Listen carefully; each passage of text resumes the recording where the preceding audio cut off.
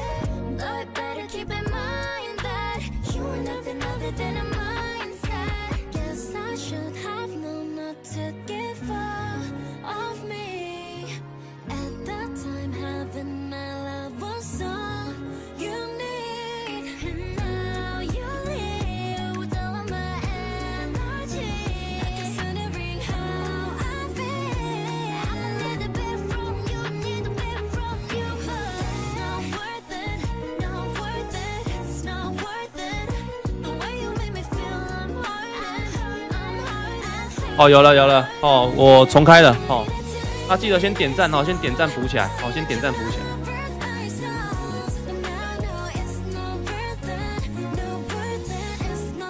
哦，我重开网络，我重开直播了。好，这几天都处理网络的事情啦，哦，还有跟工程师协调啦，还有发现一些异议问题啊，对啊。下礼拜一就会把所有线路全部换掉了。哦，拉上去了这边。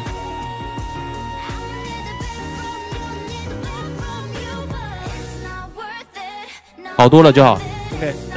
主要是看直播顺畅比较重要。好，那一样嘛，我们就目标位第二段就是先看到这个 EQ 派，哦 EQ 派，这个应该会去拿，因为这亚高跟伦敦的高点同时平行的，这个流动性很强，很足啊，很足啊。这个突破下去是一定转多啊！你刚5分 K 这根收上去，你就要做多了，你不能再犹豫了。这股不是就很明显吗？我都画给你们看了。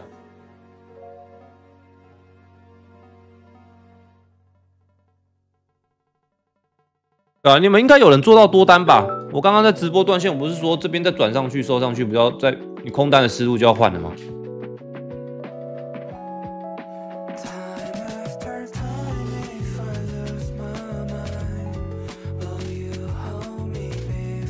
你要确定他这样灌下来，他也要真的扯下去啊，所以没办法啊，你只能这样啊，不然你就是放掉不要做啊。刚刚我不是说这边做多盈亏比不是很好吗？确实很好啊，你守这边也行，守这根也行啊。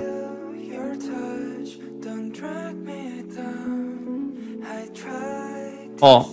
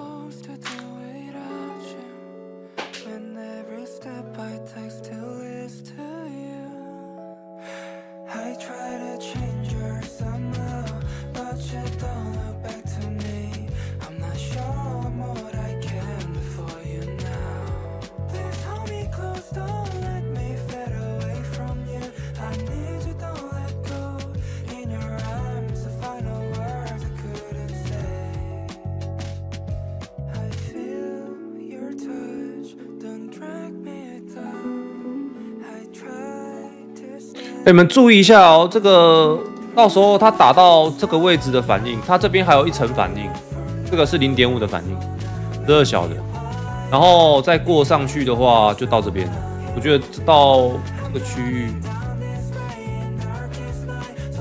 日开也要关注，然后再来这层。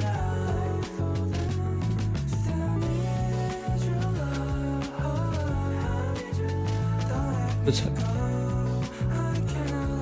起跌段，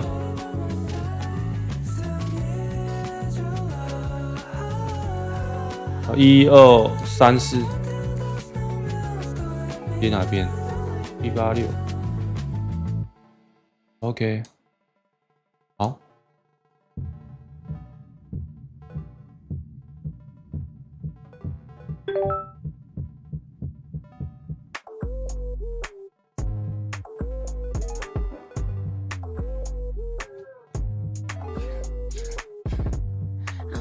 Like candy, yeah, look, don't touch. Don't try to get handsy. You get a sugar rush. I'm sweet like candy, yeah, look, don't touch. Don't try to get handsy. Yeah, sugar rush. Yeah, I got cake, baby, I got dough. Bet you never had a bitch, you had both. And if you try to get close, I'll bang, bang, bang, bang, bang. Sweet like lemonade, smooth like butter. Won't give it up for no sucker. Don't take shots, baby, duck and take cover. Bang, bang, bang, bang, bang. 好，我先找一下川普那个东西哦，还有那个群友的私讯。好，我先回复一下啊，这边你们应该会怎么做吧？应该都知道吧？我们就回来找买点嘛，就一直做考拉顺势就好了。哦，然后待会10点半稍微注意一下川普在讲一些什么干话之类的，他每次讲话。 行情都有点难搞，你稍微注意一下就好，注意时间了哈。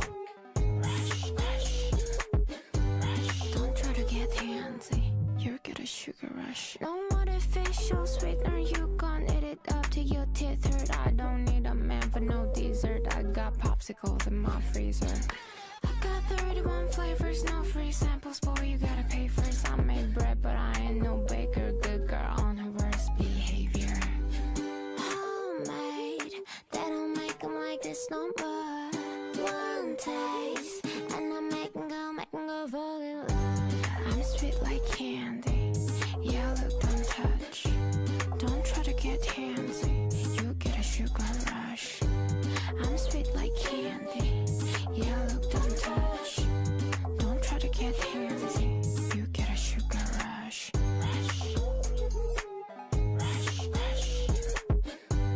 Don't try to get handsy. Yeah, sugar rush.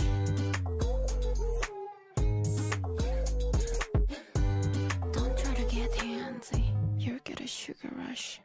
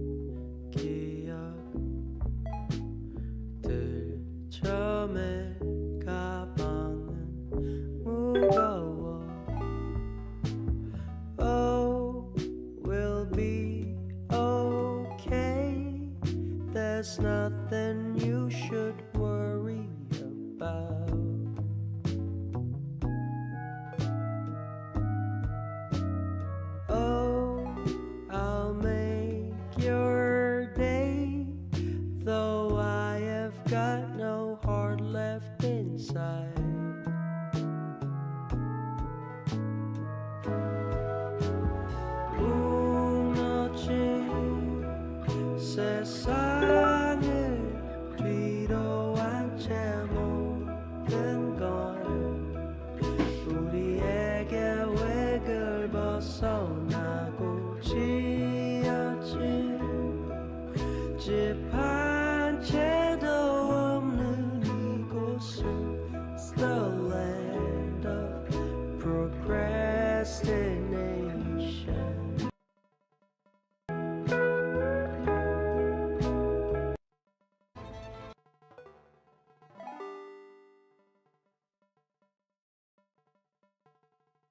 Come on, it's gonna be fucking hard.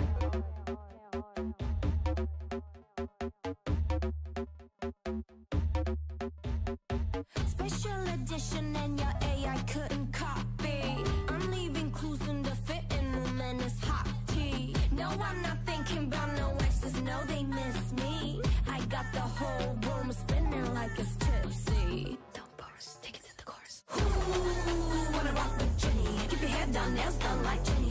I was gonna obsessed like Jenny. Like Jenny. I think I really like Jenny. Haters, they don't really like Jenny. Cause they can never ever be Jenny. But have you ever met Jenny? It's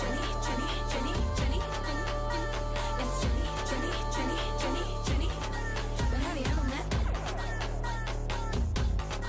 But have you ever met? But have you ever met? 얼마 줘도 못해 서커스 포징 한 번에 만들어 mosh pit. They can't deal with me cause I'm priceless. 여러 샐러드 속에 내 DNA.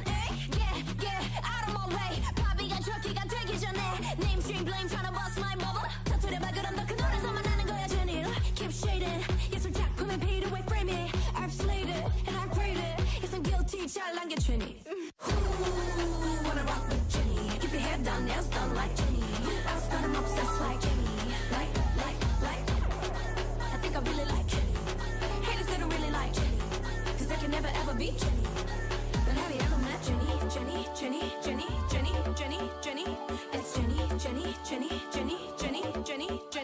Like Jenny. 哦，不会啊，现在多单还是走的算舒服啦，还可以啦，只是他没有拉一根冲天炮而已。哦，我刚刚有转上去做多了，应该是目前都是赚钱的哦，只需要耐心就好。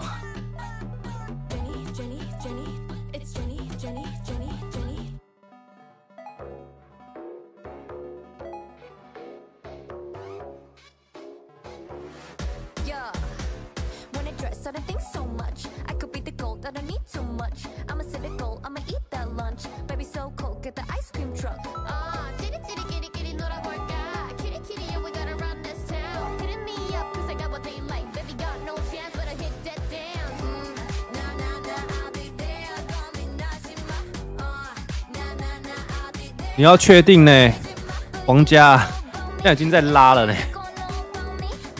交易市场没有什么绝对的啦，哦，我们都是尊重市场的。你的偏见可以先拿掉了，流动性拿完了，就这样。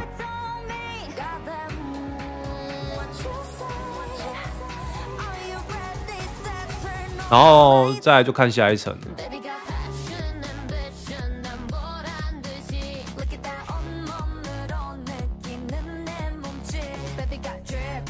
卷！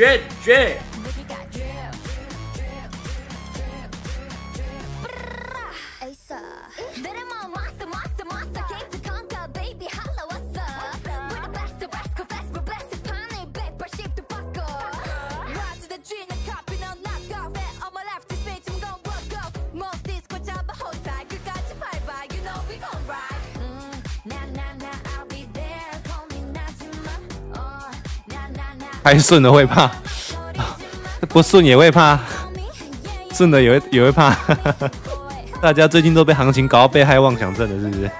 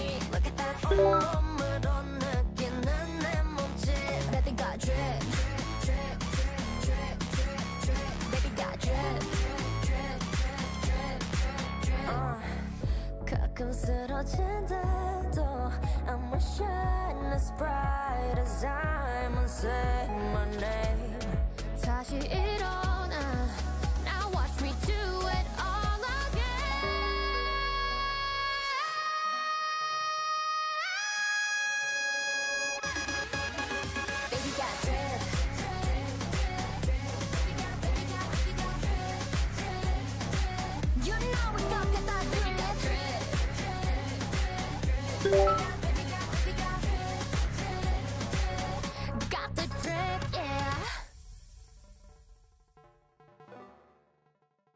It hits me like an earthquake. 더 빠르게 my heart race. 온몸이 떨려 can't stand. 널 부정할 수 없게. I think I'm gonna 심장 엎드쳐 마치 race car. 시간조차 fast 숨이 멎게. 벗어나려 할수록 너는 짙어져. 알면서 깨어날 수 없는 꿈처럼. 그래서 시작하면 after 지금 about to blow, about to blow, about to blow, about to blow. It hits me like an earthquake. 더 빠르게 my heart race. 온몸이 떨려 can't stand. 널 부정할 수 없게. I think I'm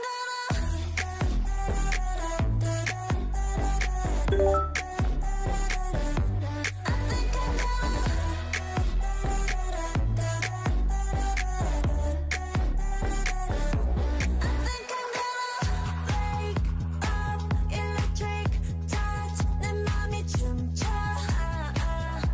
You give me the good from every angle. 내 세상을 덮친 널 가져야겠어. 벗어나려 할수록 너는 짙어져. 알면서 깨어날 수 없는 꿈처럼. 그래서 시작하면 after 지금 about to blow, about to blow, about to blow, about to blow. It hits me like an earthquake. 더 빠르게 my heart race. 온몸이 떨려 can't stand. 널 부정할 수 없게. I think I'm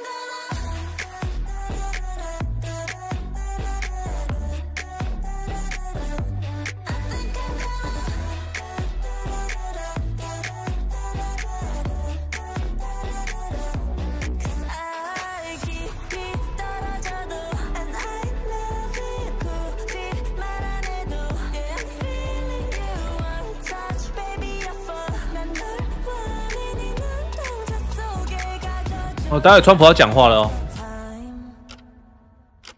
It hits me like an earthquake. 더 빠르게 my heart race.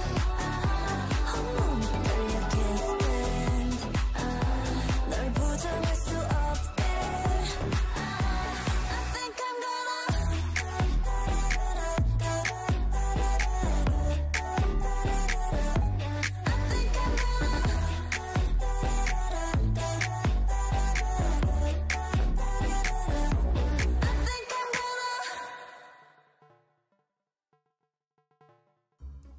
牙龈又不舒服了。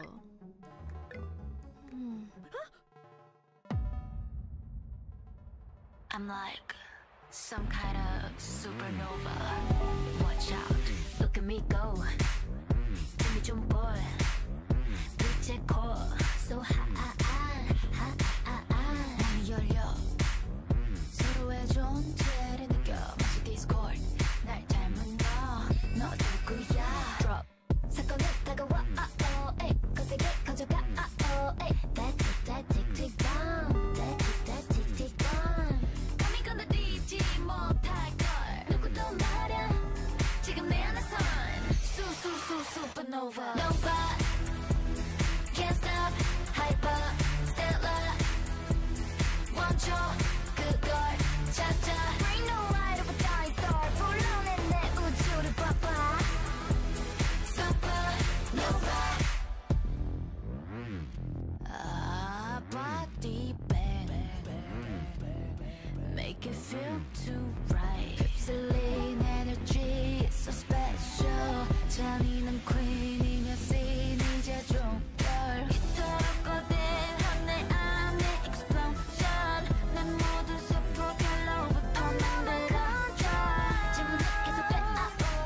우린 앞에서 왔나. 느껴 내 안에서 supernova. Nova. Can't stop. Hyper. Stellar.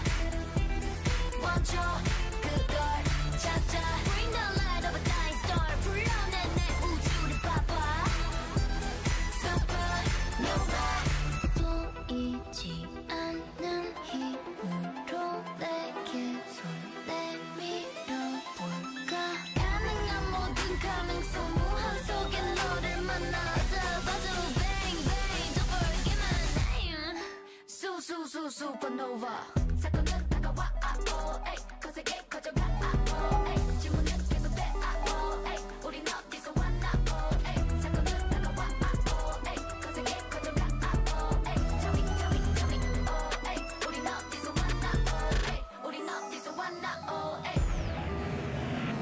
Nova can't stop hyper stellar 멈춰 그걸 찾아 Bring the light of a dying star 불러내 내 우주를 봐봐 Supernova 사건은 다가와 가져가 질문은 계속해 우린 어디서 왔나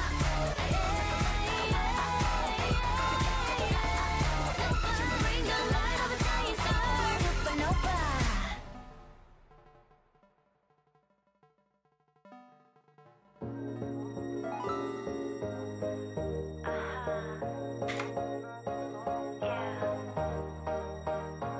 Take it easy.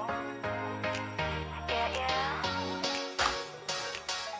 Take it easy, no stress.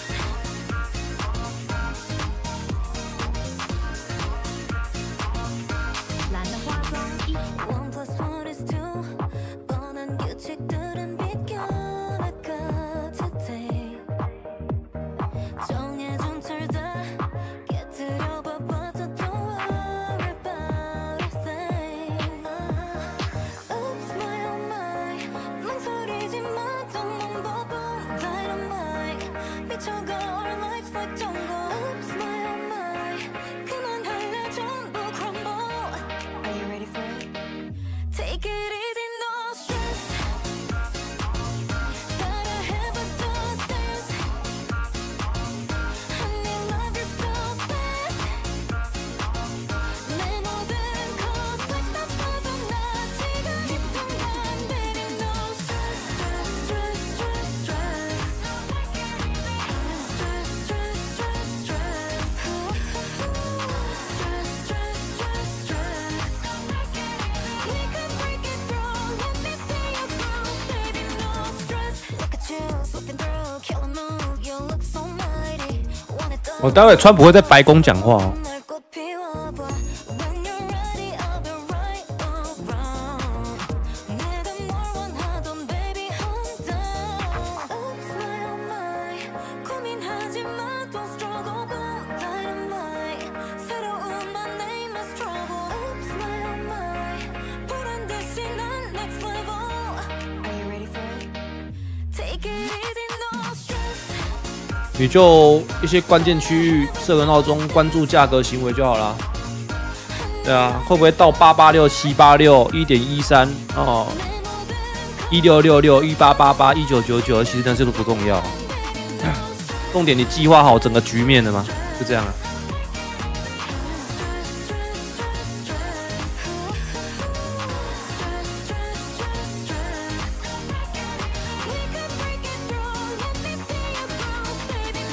Right, wrong, I don't care, live strong.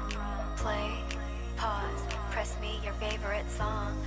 Fast, slow, vibing now with the flow. Love or hate. Are you ready for it? Take it easy, no stress. Gotta have a distance. Honey, love you so fast. 신경 꺼내 complex 모두 다 baby no stress stress stress stress stress stress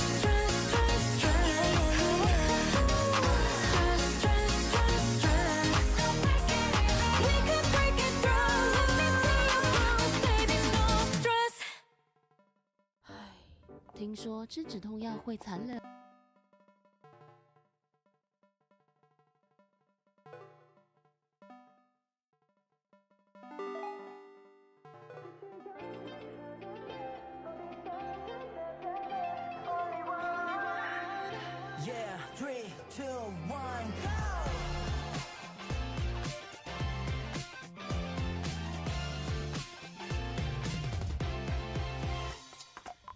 설레는 맘을 안고 숨차게 달려가 눈앞이 캄캄해도 멈출 줄은 몰라 뛰는 심장 가득히 네가 차올라 어쩌라도 외롭지 않아 오늘도 You're the one 넌 나의 only one 멀리 떨어져도 놓치지 않아 다가갈수록 멀어진다 해도 끝이 없는 하늘에 길을 잃지 않을게 구름 위로 네가 새겨놓은 마음 따라가 언젠가 선명하게 함께 빛내는 나나야 알잖아 I'm on my way 나나나나 달려나가 내 길의 끝까지 나나나나 내겐 언제나 우리가 있으니 하루하루 지나가고 또 와는다면 나를 잊게 그 끝이 어디라도 높이 날아올라 엇갈린 이 시간이 맞닿을 그때까지 우리는 여전히 헤맬 거래도 You're the one 서로의 only one 어둠 속에서도 빛나니까 저 멀리 느껴지지 따스한 너의 온기 계속 달려갈게 끝이 없는 하늘에 길을 잃지 않을게 구름 위로 네가 새겨놓은 마음 따라가 언젠가 선명하게 함께 빛내는 나나야 알잖아 I'm on my way 잠시 막막한 시간들이 흐릿해져도 결국 다시 만날 거라 추억이 빼곡히 하얗게 번지는 넌 여전히 설렘으로 벅차니까 끝이 없는 우리의 내일을 약속할게 끝이 아닌 다짐으로 너에게 다가오는 내일은 우리 함께 빛나고 있잖아 I'm on my way 나나나나 달려나가 이 길의 끝까지 나나나나 내겐 언제나 우리가 있으니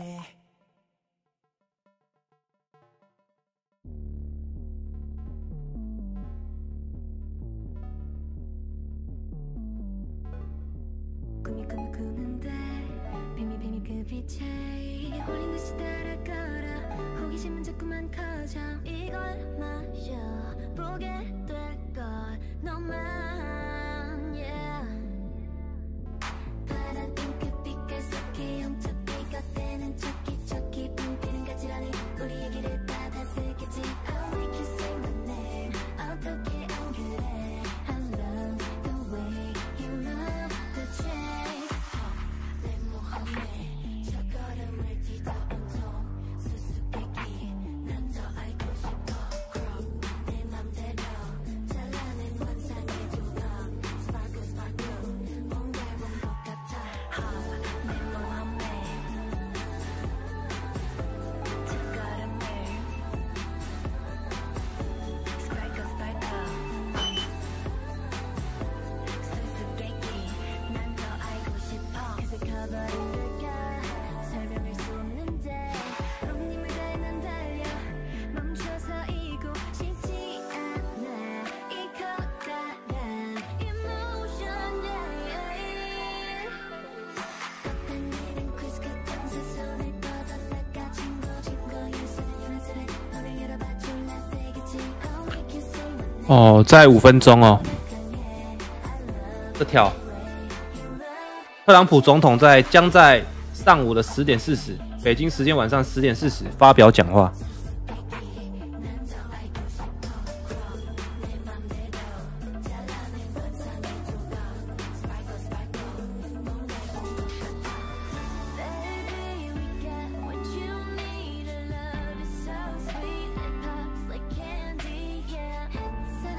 好了，我要准备开战了。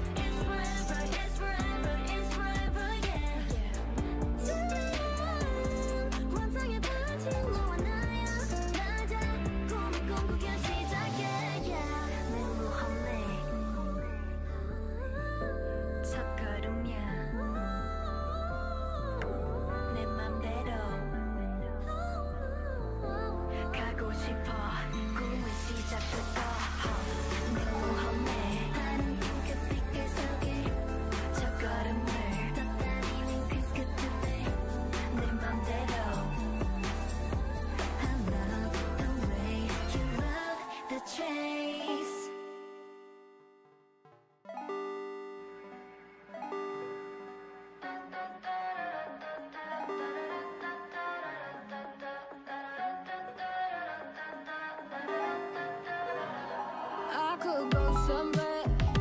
Maybe anywhere. 내 지갑은 늘 낮으니까 just feel it. 손끝은 너비. That's my living ring. 내 걱정은 나답게 더 빛나. 那个要去 YouTube 看啊。然后下方那个文字是要去金石数据啊，因为你就算直播看不到，金石数据也会讲。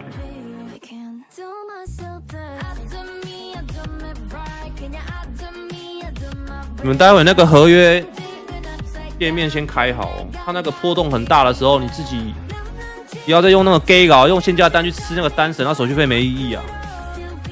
那个市价直接就进了，不要那边。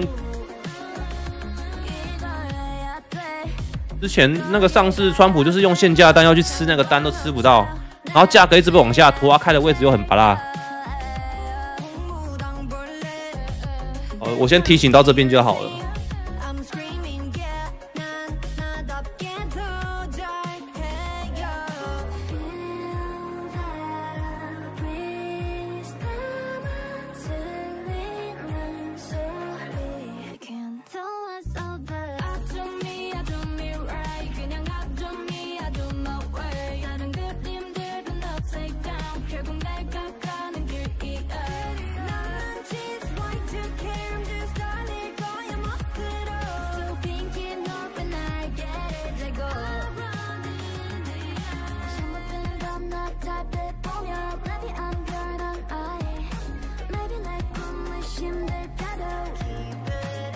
晚上好。哦，对，止损带好就好了，不用理它，大不了就保本没赚而已。保本没赚也不就是一个止损的一环吗？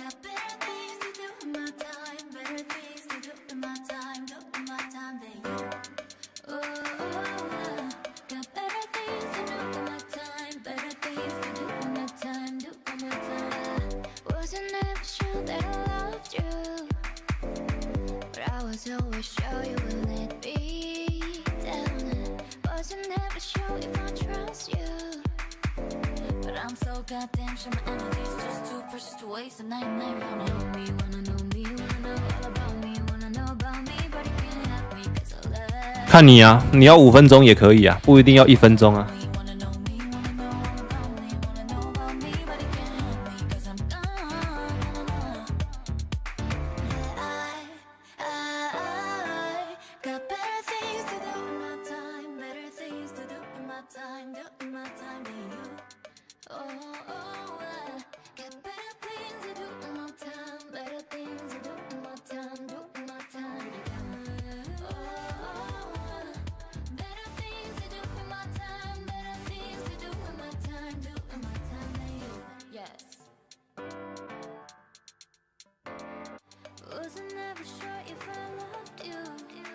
买了哦，注意哦。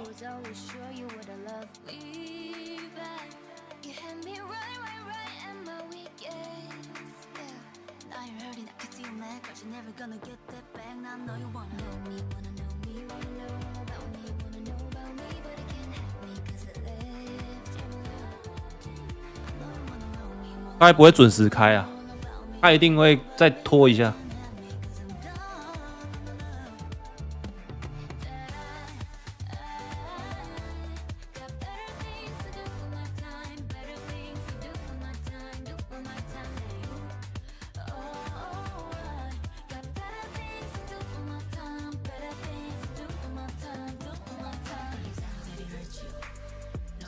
我要讲什么话不重要啊，重点是你要做哪一段啊。昨天超多人看空的哦，昨天有一个观众哦，他重压空单，应该人没了啦。哦，昨天应该是被扫掉了。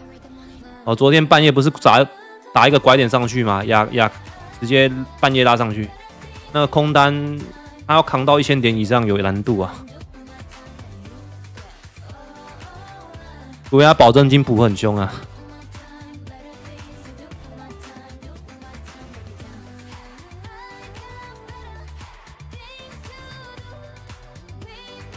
大家在等的是价格行为啊。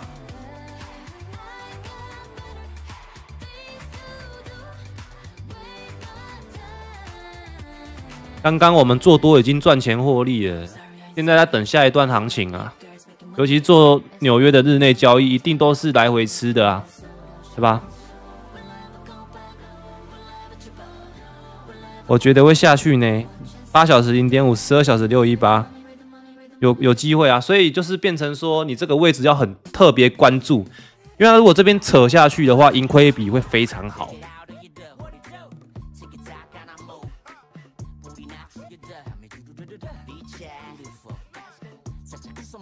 我要有填表的朋友哦，五哥，待会我们等专补讲完，我再来回复。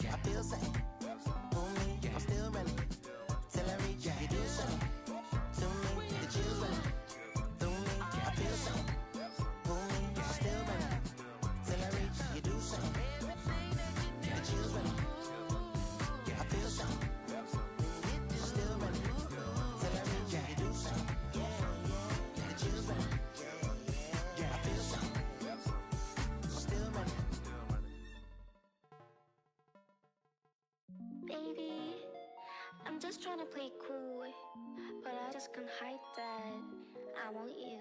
Wait a minute, 이게 뭐지? 내 심장이 열렸다.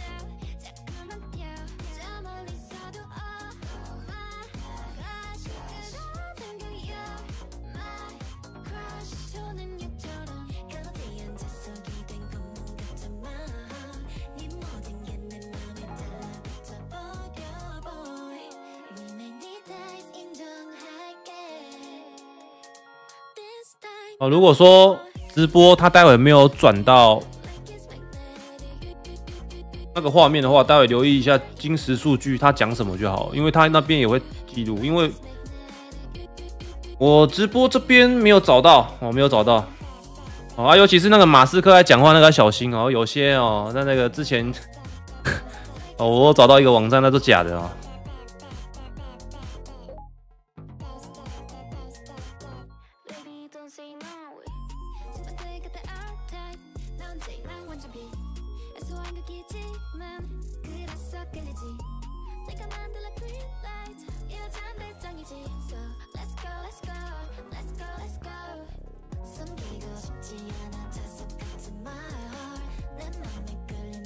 加密峰会那个闭门的啊，闭门上次没办法看他们讲话，那是事后啦，新闻出来才知道。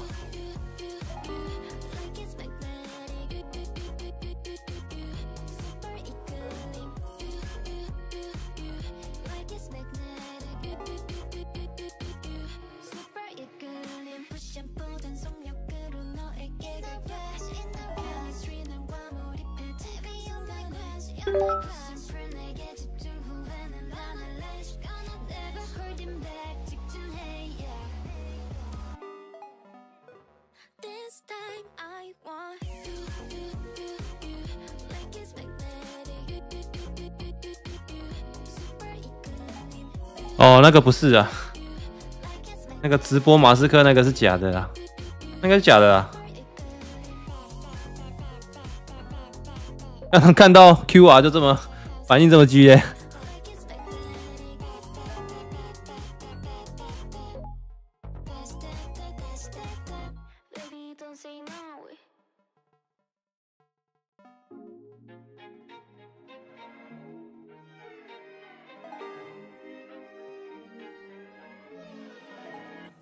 我觉得是这个直播。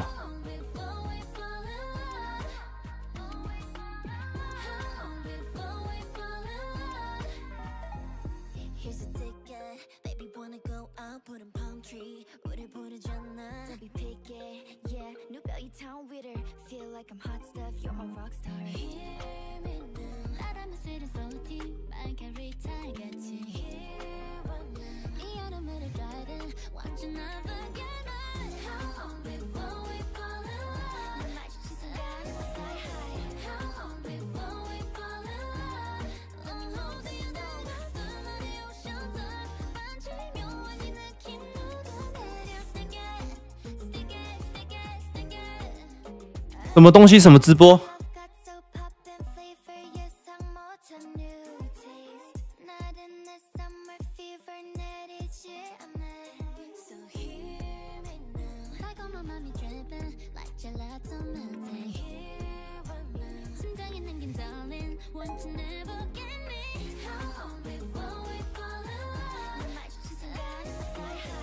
好像会讲到相关的哦。因为我早上看到的新闻是这样啦，3月20号，数位资产峰会发表演说，将成为首位与加密货币会议的在任总统。他引发市场期待未来监管环境的进一步松绑，所以他这次的演说会讲出数位资产会不会提到比特币？哦，那这个就是要去看他待会会不会讲什么。然后时间是就待会10点40嘛，就是已经过了，他现在又要拖台前了。我去搜看看。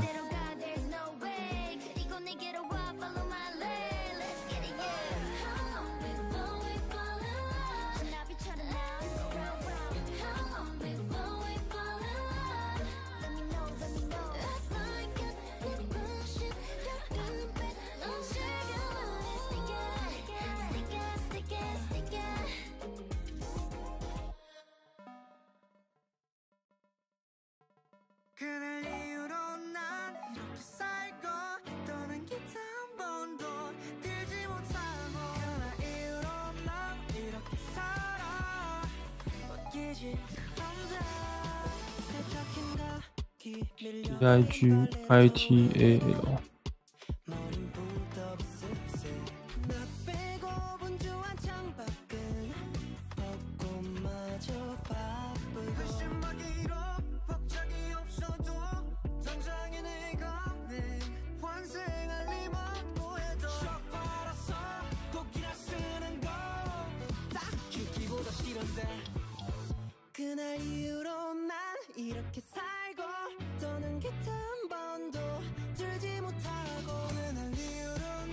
哦，原来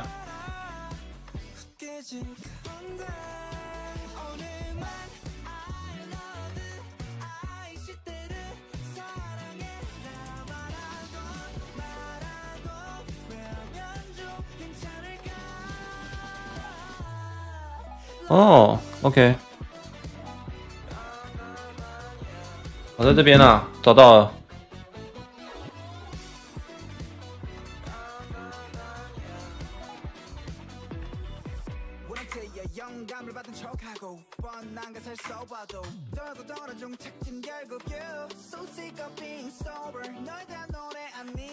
Okay, so this is a very old chart here. Jeffrey Moore wrote this a long time ago. It's still true. Okay, so who's familiar with this? Crossing the chasm. Okay, we have some hands. So you have your early adopters are frankly your tech enthusiasts. Okay, this is the early market. You then eventually hit this chasm, and you have to get through it or you'll fail. But if you get through it, there's a tremendous trajectory because the pragmatists and the conservatives come soon after. The early and the late majority. Now, in order to get there, you also have to have great UX. I worked in mobile back in 2005. We had, it was a good technology. We had 92 of the Fortune 100 using this product. The only highly used product was email because nothing else worked well on mobile. We had all these other business applications. No one used them. Fast forward 3 years later, we have the iPhone. We have high-speed data networks. We've got much more powerful processors in our phones. And mobile takes off massively. It hit that curve for 你们可以去搜寻啊。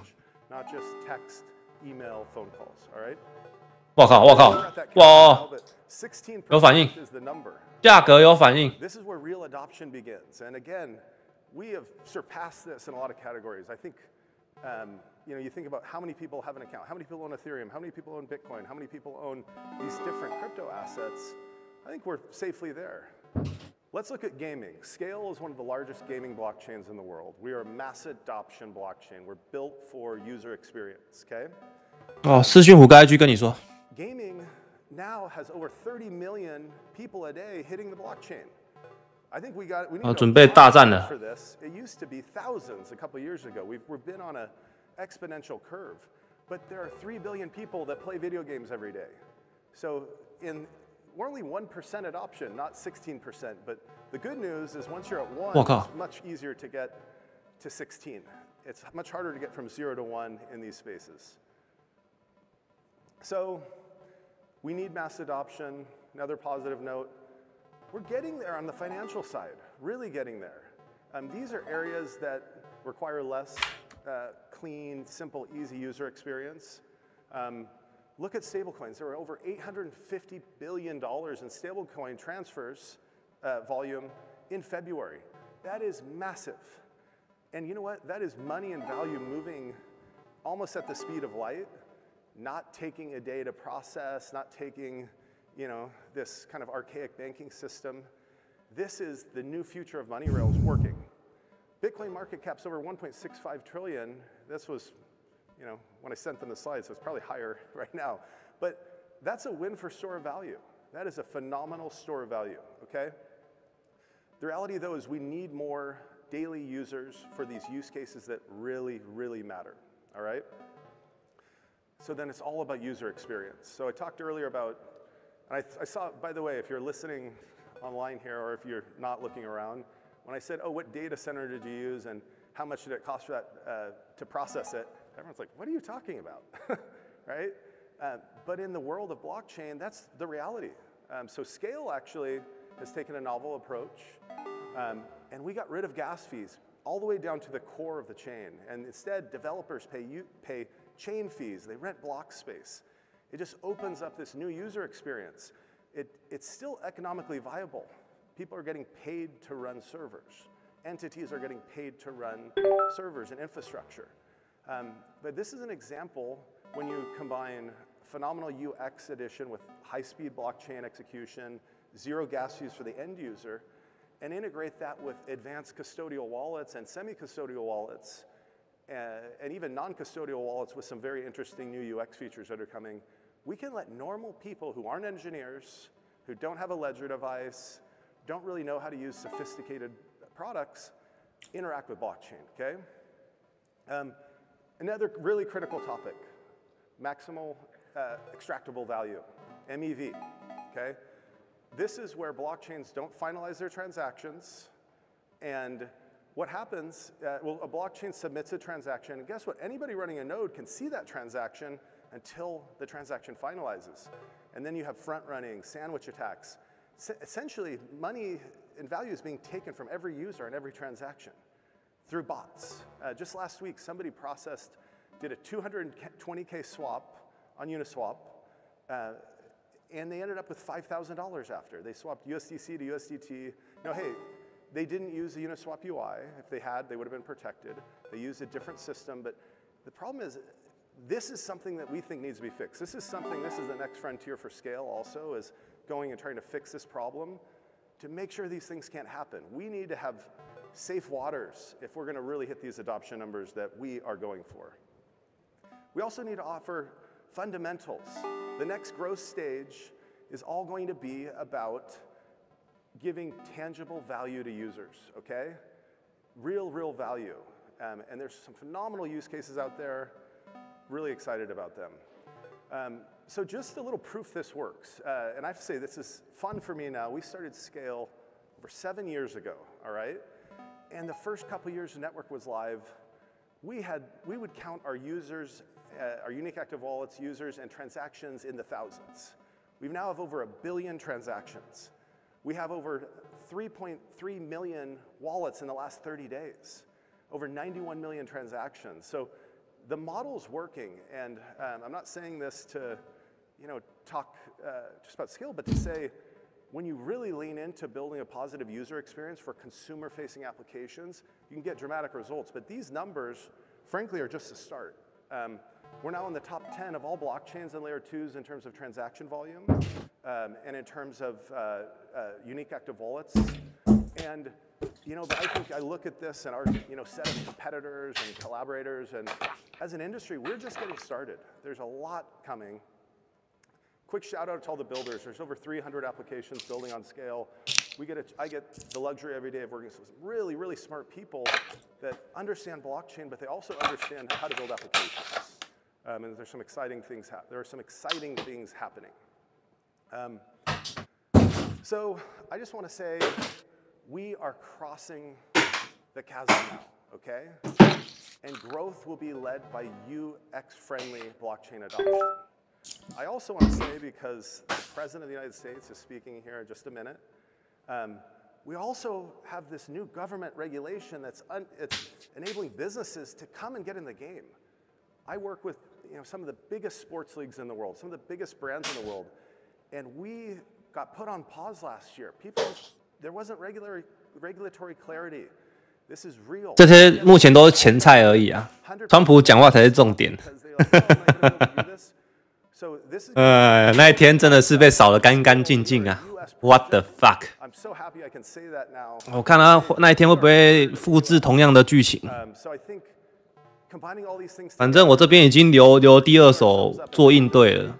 It's been my pleasure. Thank you so much. Have a great day. Goodbye. 那一天川普宣誓的时候，我真的被搞到，那一天有够难做的。Please welcome to the stage, Jason Yanowitz. 都还是要有最后的打算啊，最坏的打算啊，然后也要个，例如像 ABC 计划之类的。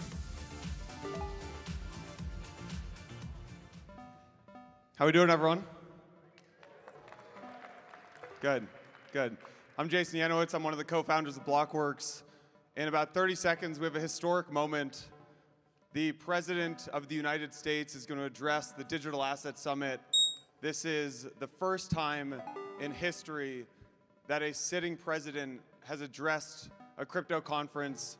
I know everyone has their phones out, but please give a massive round of applause and help me welcome the President of the United States to address Digital Asset Summit. To everyone at the Blockworks Digital Assets Summit. Boss 来了。 It's an honor to speak with you about how the United States is going to dominate crypto and the next generation of financial technologies. And it's not going to be easy, but we're way ahead.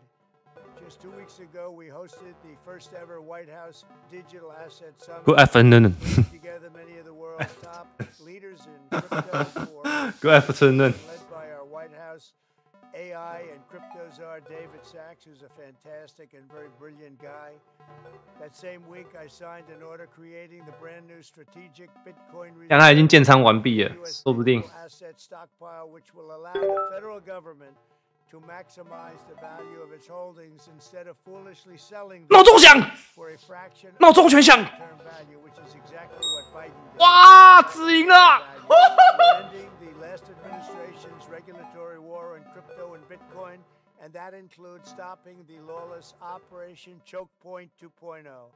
Operation Choke Point went beyond regulation, and I mean far beyond. It was a form of lawfare through government weaponization. Frankly, it was a disgrace. But as of January 20th, 2025, all of that is over. I've also called on Congress to pass landmark legislation creating 速度派的，速度派的，哦，止损放超近的， coins and 但还好， structure. 还好没扫到，就差一咪咪。 Margins will be liberated to invest, innovate, 我们啊，各位兄弟们， exciting technological revolution in modern history. It's so big, it's, I think, as big as you can get. Pioneers like you will be able to improve our banking and payment system and promote greater privacy, safety, security, and wealth for American consumers and businesses alike. You will unleash an explosion of economic growth, and with the dollar-backed stablecoins, you'll help expand the dominance of the U.S. dollar, and many, many years to come, it'll be at the top, and that's where we want to keep it. We only want to keep it at the top, always. I can already see that the energy... 我靠，我靠，这个上影线打完了吗？ kind of spirit that built up and it is exciting to watch as you invent 哦，这边我觉得可以再观察一个逆势的策略，要等而已。 the good old USA. Together we will make America the undisputed Bitcoin superpower and the crypto capital of the world. 哦，12小开，我操，画门了啊！我靠，我靠！ Please welcome to the stage Ben Strack and Stacy Warden. 啊，讲完没了，就这样了，真的吗？他说，美国在加密货币下一代金融科技领域已经走在前面，我们正在结束上一个政府在加密货币和比特币上的监管战争，就讲这样而已，没了， Damn, Ben, can Blockworks pull on the firepower or what? 就没了。 Quite a moment seeing President of the United States, it's unbelievable. first sitting president to address a crypto conference. So what a moment. It's a privilege for me to share the stage with Algorand Foundation CEO Stacy Warden. Almost like the President of the United States. Exactly. Almost. This has become quite a coveted time slot Thursday morning. 都没讲。 First, if we could just get a brief introduction, if you could briefly 领带 introduce 红 yourself. 领带红色的啦，各位都懂了。 Before jumping into leading the Algorand Foundation. Yeah, I spent a lot of my career in traditional finance. I was at JP Morgan for 8 years. I worked for Mike Milken for 8 years. I worked in the Treasury Department. I ran the microcap markets for the NASDAQ for a number of years. So I have been in and around traditional finance for my entire career. I got interested in Bitcoin in 2013. I thought it was really a solution to, I worked a lot in emerging markets in developing countries, so I thought it was a very important solution to some of the issues that they face, and kind of never looked back. And the thing about crypto, it's a one-way street. You get on it, and you keep going further, and you never go back to traditional finance. Yeah, and we'll get into as many topics as we can in the next 18 minutes or so. But first, we just saw President Trump address this conference. Wanted to get your initial thoughts on, those remarks and how you kind of expect this administration could help spur blockchain adoption. Yeah, well, the main takeaway for me, and I don't know if you caught it because he did mumble the word just a tiny bit, but the Bitcoin algo strategic reserve was very important, I think, thing that he said. They're going to call it the AB reserve, algo and Bitcoin. No, look, he, make Algorand great again. He wears that hat all the time, so he cares a lot about my blockchain, of course. But he did say, and he always says about making America first, and not just in crypto, but in everything. But it's just after the, as Mark Andreessen said, the foot on your neck, right? Like that we've had for the last 4 years to have, from the very highest levels of government, encouragement and support.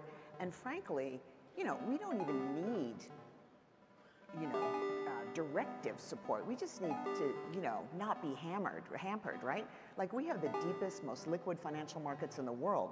If we could just like have a level playing field, we can definitely compete globally in the United States. So, of course, I was like the rest of the audience here, very heartened to hear those remarks and how he's prioritizing the sector. Yeah, and I remember chatting with you 3 years ago when you took over. That was a long time ago. Yeah. And now on the inside of this industry, how do you kind of see blockchain tech fitting into TradFi systems, opposing them as we kind of look to build this future-proof financial system? Yeah, I mean, I don't think in a future-proof financial system they're going to be opposed at all. But when you look at like the financial markets, they look like crochet. They're beautiful on one side, very seamless. But if you turn it over, there's like all kinds of just nonsense going on in the back office. 多单我止赢的， Crypto is 先抓这样就好。第3趟空1趟，然后多1趟，先来跑，然后这条线也可以止赢。It is not a liability-based framework. It is, a bearer-based framework. It is actually digital cash, and a lot falls out of a framework like that can really help traditional financial systems. 这个价格反应还蛮好的，我觉得还蛮好的。它如果能走上去，就会复制昨天那一段一样。Incredibly, if you are just writing to one ledger as opposed to having different kinds of, even internally in one institution, different kinds of balance sheets, talking to each other and constantly reconciling. Just have one ledger. You can get rid of intermediaries. I mean, if you look at just like the most basic mortgage securitization vehicle, there are so many intermediaries in this. It's basically. 然后这边等它15分钟打完之后，可以再观察下一根，因为它4小时还没走完。Waterfall, but no offense to the calculation agents in the room, no offense to the paying agents in the room. All of this can be done in code. I mean, it's just really can be done with smart contracts. So.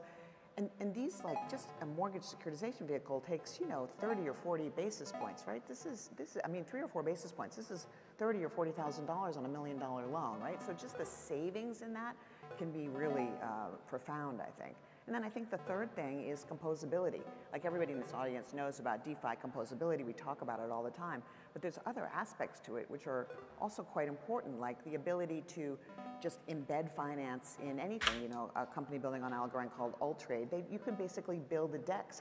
They can white label a DEX for you that you can put in whatever platform you have, right?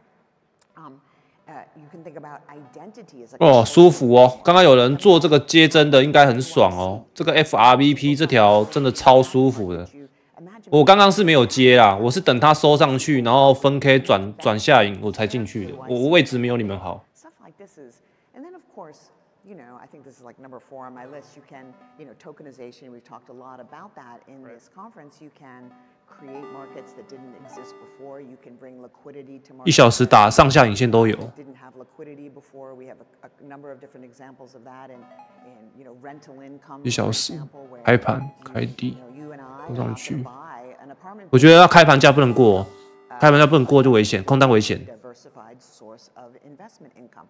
And so now, with a company building on Algorand called Lofty AI, you can, and it happens daily because this is Web3. You can buy just for $50 a portion of a rental building or a property of some kind, right? Markets that didn't, a company building on Algorand has created a secondary market in airline tickets, for example. Like you don't have that kind of thing without Web3, right? And then last, Ben, all of this can be yours 24/7, 365 days a year. It doesn't.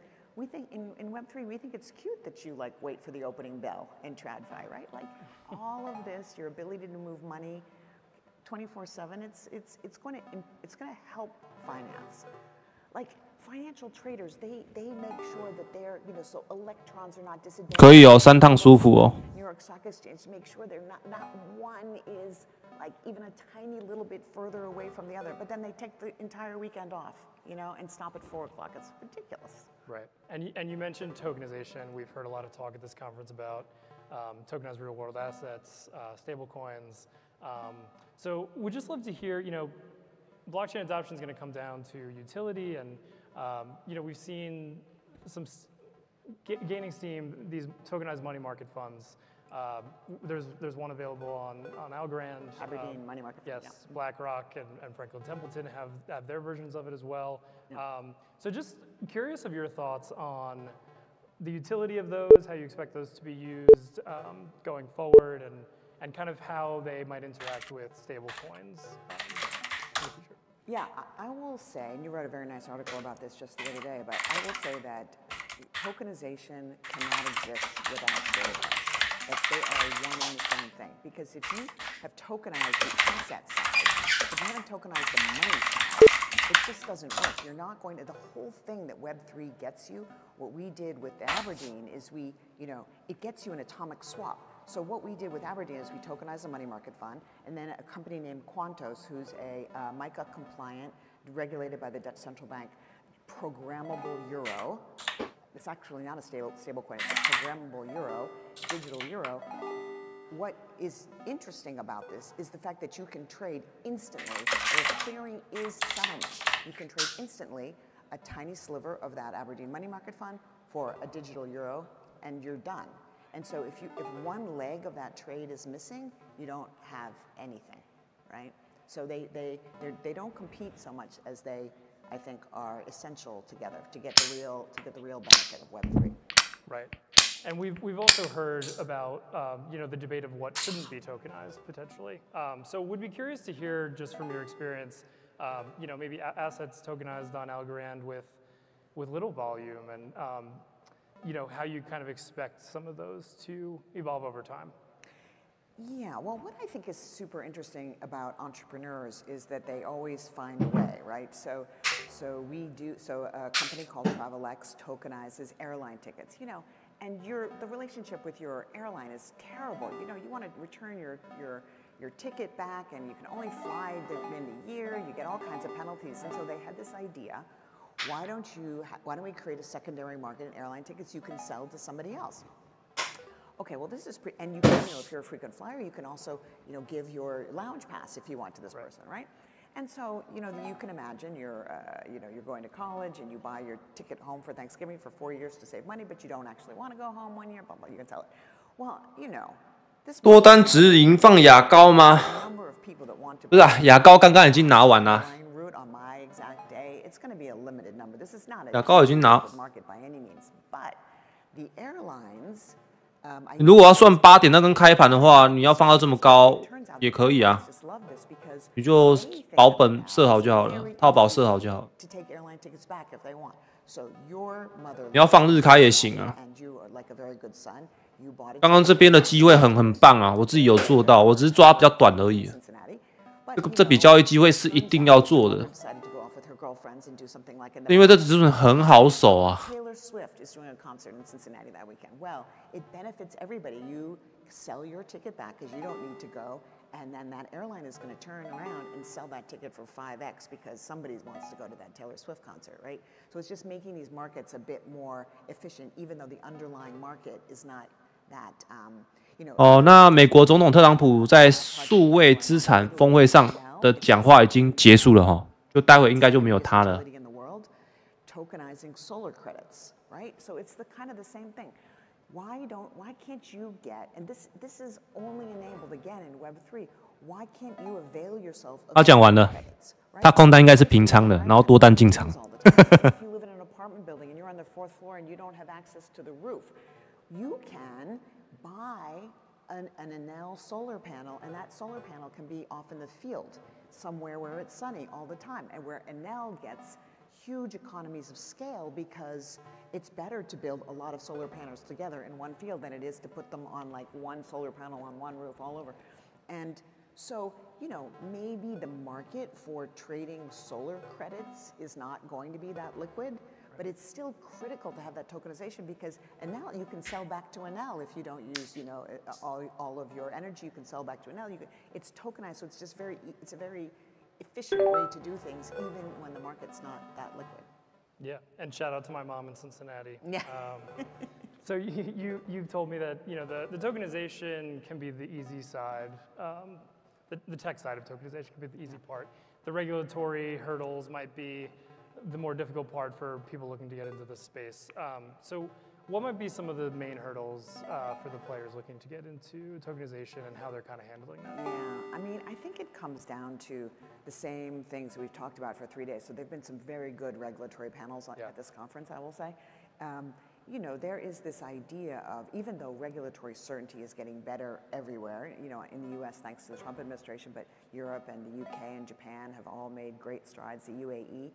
But regulatory harmonization, I don't think we're still there, right? And so these things move so fast that you do need some harmonization globally, and we're working on that. So I think that's quite important.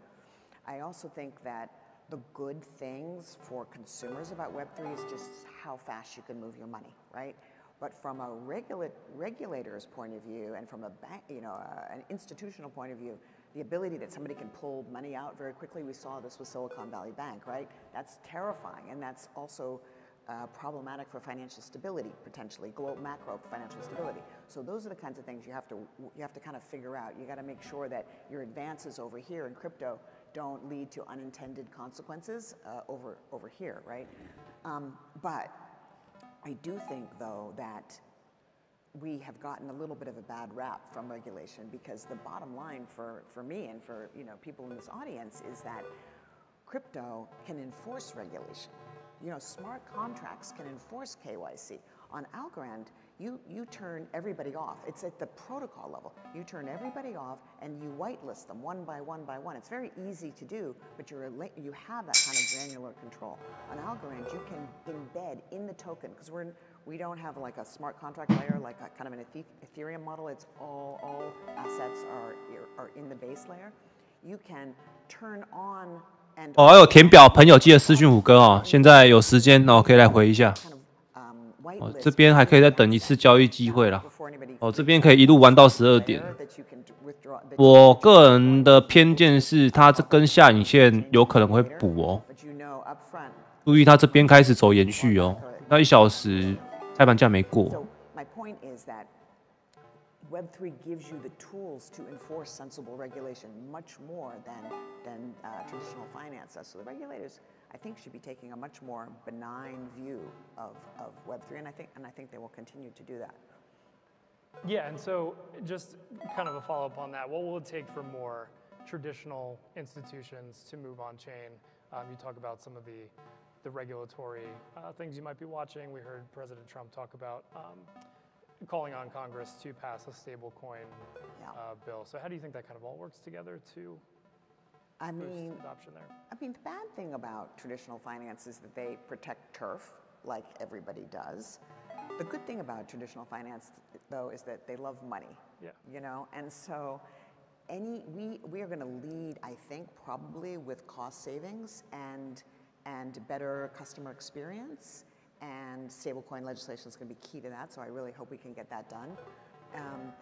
The problem, though, even for the willing, besides like convincing upper management and all of that kind of stuff that they've been going through, and this point has been made in the past on this conference, but the hard part is kind of almost over now. We're in the hard part now. It will get easier going forward.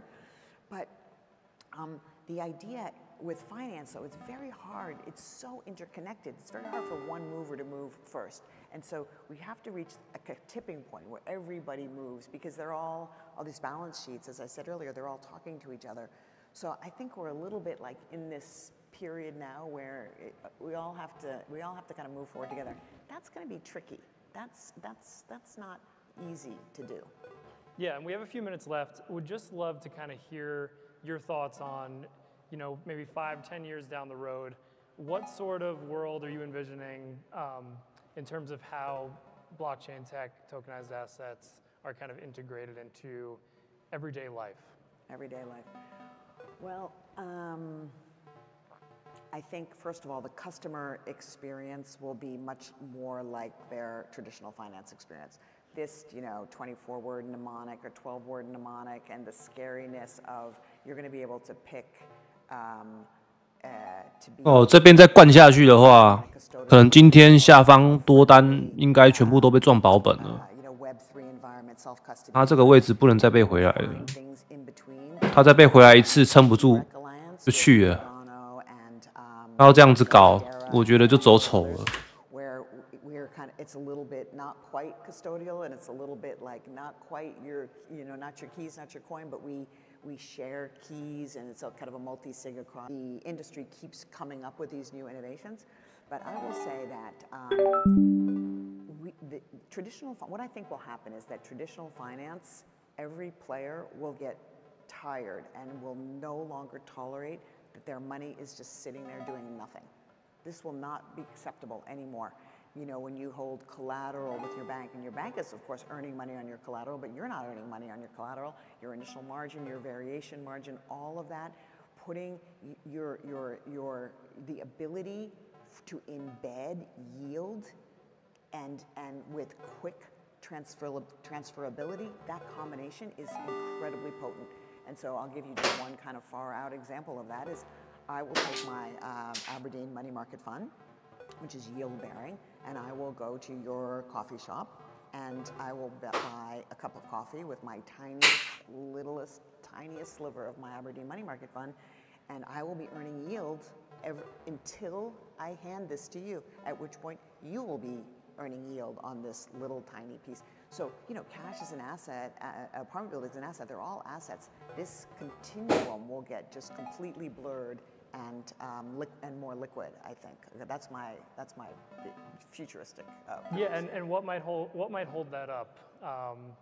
I think what could hold that up again is this. The coffee shop has to be able to take it. I have to be able to give it. There's just a lot of coordination in the beginning for this. But then once you get to this tipping point, then it will be explosive, right? I mean, 是会走缓跌下去啊，我觉得就以它的惯性是，照我之前的打法哦，我这种空方红的我不追，我只追反弹的，因为反弹的更好守。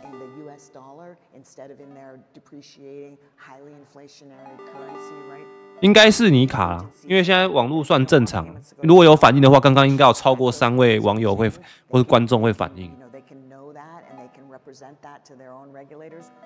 All of this, it's going to be a combination, I think, of entrenched players moving forward and the outsiders leapfrogging as well, and that's how we'll get to the promised land. Yeah, thanks so much, Stacey. Look forward to seeing who your next opening act is. The president today, who knows tomorrow, and we have a great lineup of speakers coming up next. So thanks so much. Thank you so much.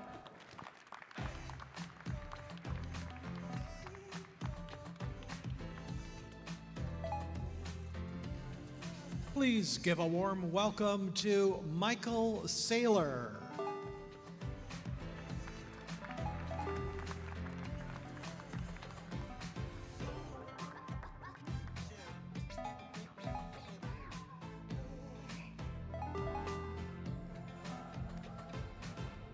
Well, thank you, Blockworks, for hosting me. And thank you to everybody in the audience today for being here. I appreciate it. I've followed the program for the past few days. It's been extraordinary, and I'm happy to have the opportunity to present in front of you today. I have, could we go back one slide? I have prepared a new presentation. A few years ago, I created one called the 21 Rules of Bitcoin. This one's the 21 Truths of Bitcoin. And preparing for this, I asked myself, what is true today in the year 2025? And perhaps what are the truths that the mainstream world, the mainstream media, traditional investors, politicians, people that are just getting familiar with Bitcoin, with digital assets, what is it they don't know that seems very, very clear to me that I want to share? And so I've gathered my favorite 21 truths of Bitcoin today, and I'm going to start with the first. Bitcoin's an ideology. Freedom versus slavery. Innovation versus stagnation. Sovereignty versus dependency.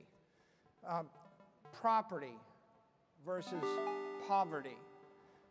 It's a very powerful ideology. It's spreading the entire world, and there would be no Bitcoin without the ideology. It's capitalism versus socialism. It's the individual versus the collective.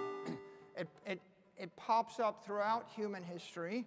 We see these themes for the last thousands and thousands of years. You see these themes in the writings of the Austrian economists. You see these themes in the writings of Voltaire and the intellectuals of the 19th, the 18th, the 17th century. You even see these themes in the Constitution of the United States.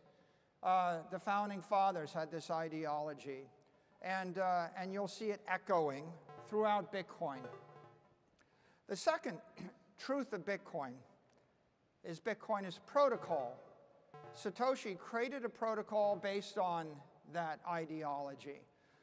The 21 million coins, the block sizes, the 10-minute centers, the SHA-256 hashing. It was an integrated protocol. It's not the only way you could have done it, you know. You could have base 10 math, but you could have base 2 math. You could have English as a protocol, but there's also French as a protocol. Bitcoin's a protocol for prosperity. It's a protocol for economic success, economic empowerment. And that protocol lives on in the software. Oftentimes people say, well, what about this quantum thing, or what about that technology thing? 有哦，这边很撑哦。 Is that English language is a protocol? If you have to upgrade the software, 哦，这个人物很熟悉哦，各位应该知道他是谁啊？ Base 10 math is a protocol. If you have to upgrade the software, rebuild the computer, you'll probably keep the base 10 math. Bitcoin is a protocol. You may change the hardware, you may change the software, you may change the nodes.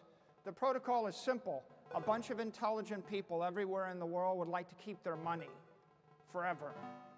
Once $1 trillion worth of money flows into that network, they'll be looking to figure out how to keep it. And then when it's 10 trillion or 100 trillion or 500 trillion, you'll have a bunch of people speaking a language of economics, a monetary language. That is the Bitcoin protocol. Truth number 3, Bitcoin's an asset. One of those 21 million coins pops out. A lot of people just focus on the asset. They forget the ideology. They don't really notice the protocol. 对啊，那他反正大家都有在网络上讲嘛，反正就是毕竟他持有的筹码也很多啦哦，啊，川普持有的筹码也不少，有时候互尬也是很正常。 Bitcoin is the asset, right? It is the asset based upon the ideology and the protocol that results in the greatest monetary premium in the world. Truth number 4, it's not just an asset. Bitcoin's a network. Bitcoin is not just a network, it's the network. It's the most powerful computer network in the world. It's a global network. Without the network, you can't have the asset. The asset is stored in the network. The network is a manifestation of the protocol. The network creates decentralization, that's true, but it also creates fault tolerance, mission criticality, redundancy, and all of the other technical, economic, and ethical qualities of the asset and of the movement. An ideology that spawned a protocol resulting in an asset that circulates on a network.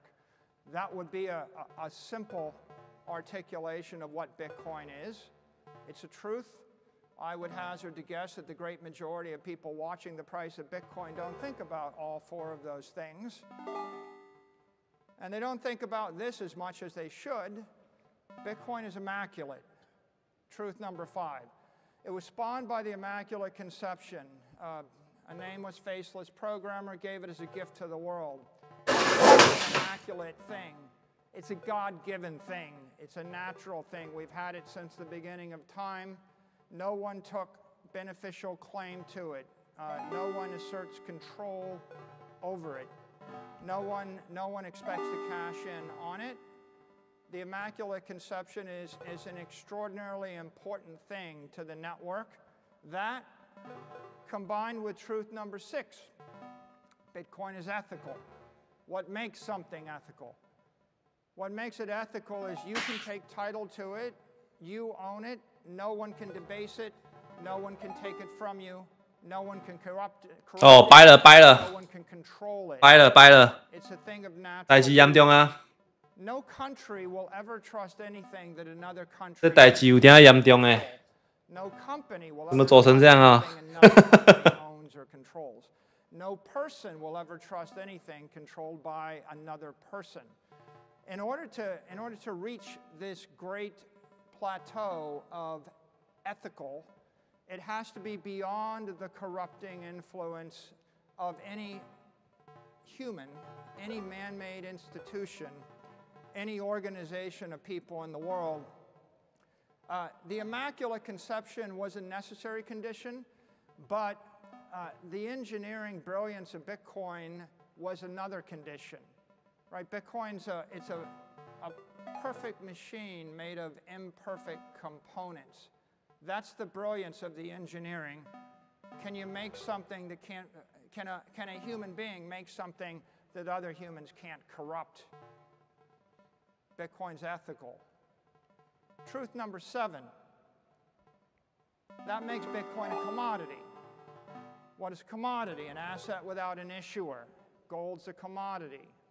Corn is a commodity. Lumber is a commodity. Why is this important? Because in law, commodities have a special status. A company in the United States can be capitalized on commodities. It cannot be capitalized on securities. There's actually a special carve-out in corporate law for publicly traded companies. But maybe more importantly, I can stand here and I can tell you that I think the price of Bitcoin will go to 13 million over 20 years. I couldn't say that about a security, right? You have legal immunity to actually express your opinion about a commodity. That makes commodities politically superior, legally superior, 去了 financially superior, financially superior to a non-commodity, to a security. And it's not just a little bit better, it's 100 times better, right? And so Bitcoin is a commodity. Bitcoin is actually the commodity. I studied commodities in my early professional years. Every other commodity can be created with technology, with capital, with know-how. If you were going to take your family's life savings and buy a commodity to hold for 哦，这根真的是很屌， thought about it, would you buy 挡在这边就对了。 corn or oil or natural gas or lumber, coal, silver?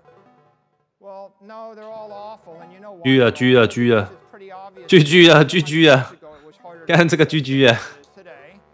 And if the price of oil goes to $1,000 a barrel, we're going to frack it, triple frack it, hyper frack it, and we'll drive the price of oil down. Same with gold. There's been hyperinflation in gold multiple times. You know, the California 49ers found gold. We created so much gold that we crashed the economy of Europe. Every other commodity is going to actually explode in supply with technology and with price. That makes them all garbage investments for a long time. 哦，闹钟要响了。 They're in fact the worst possible investments as a long-term store of value. The king of them, gold, still underperforms the S&P index by a factor of 2 or more. So there's only one commodity in the history of the human race that wasn't a garbage investment. The one commodity is Bitcoin, right? A digital commodity. And let's talk a bit more about that. Why is it not garbage? Why is Bitcoin... 空单止赢了啊，都止赢了。 Bitcoin is a digital commodity. Every other commodity I can name is a physical commodity. Physical commodities are God-given, and anyone in the world can create. 各位有没有做到空单的打加一？我刚刚前面有讲哦，它这个收不上去，它是没办法打成下影线的。 Give away this gift to the world. 它只能就这样走下去。它这一组出来就真的很惨了。 Not to be defective, and after many years of not knowing whether it was something or nothing, it's 这边没用了，这边不用看了，这个 OB 不用看了。去了。 really is a miracle of the 21st century. Why is a digital commodity important? 没关系啊，你如果4小时进，其实这笔也不错啊，我觉得挺不错的。我觉得，你觉得你是做开盘价的，我觉得挺不错的。哦吼！吼！ all around the world at the speed of a computer. Can't do that with palladium. Can't do that with gold. There's no way Apple computer's ever going to ship an upgrade that has multi-factor authentication on a physical commodity. It needs to be a digital commodity, and that's what makes Bitcoin special. Not only is it a digital commodity, 都是阿贝， digital commodity. 都是阿贝。 The most profound thing that happened is 2 weeks ago, the president signed into law via the executive order, Strategic Bitcoin Reserve. David Sachs said, Bitcoin is an asset without an issuer, spawned by an immaculate conception. It is decentralized. We recognize it as a store of value. It is our digital gold. You have the most powerful person in the world and members of the cabinet that are saying that it's the policy of the United States government that Bitcoin is the one. 哇，回不去了，它放量了。 That's going to ripple. 对啊，它可以再收回来。要收回来我就，对啊，能够收回来。 I could create any kind of inflationary monetary protocol. For example, corn and oil are commodities. No one doubts the fact they're commodities, but they're not scarcity. They're not capped. Bitcoin wasn't just a brilliant creation of a digital commodity. Bitcoin was brilliant because Satoshi capped the supply at 21 million. 那就看月开了啊。 Rate of 2% and the supply of gold. The economic half-life of your wealth is 36 years. When I give you an inflation rate of 0% in your digital gold, the half-life of your economic wealth is infinite. It is forever. The difference between 2% inflation and 0% inflation is you're dead in 36 years with 2% inflation, and you live forever with 0% inflation. Next time someone tells you that it's just a little bit of inflation and the 2% doesn't matter, I just want you to think about that, the half-life of 36 years versus the half-life of 1 billion years. And of course, with that observation, it stands to reason. The next truth is Bitcoin truly is digital gold. Gold, what does it represent? Gold represents money and wealth in the human race for 10,000 years. It represents prosperity. It represents the king commodity. It represents the most ethical, 12小时 CRT 有机会啊。 technically sound money.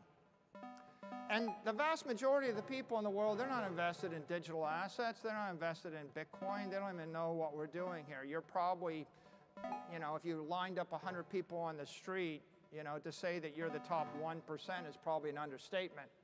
You're at least ahead of 99%. So for the mainstream, when you say digital gold, what that tells them is that instead of giving away a gold medal at the Olympics, maybe it's time for a Bitcoin medal at the Olympics. What it means is that the golden age will give way to the Bitcoin age. What it means is a city with streets paved in gold maybe should be paved in Bitcoin. What it means is that if something is gold-plated, and that's how you monetize anything, a gold-plated lighter, a gold-plated pen, maybe it should be Bitcoin-plated, right? This is a very profound thing, right? The truth, Bitcoin is digital gold.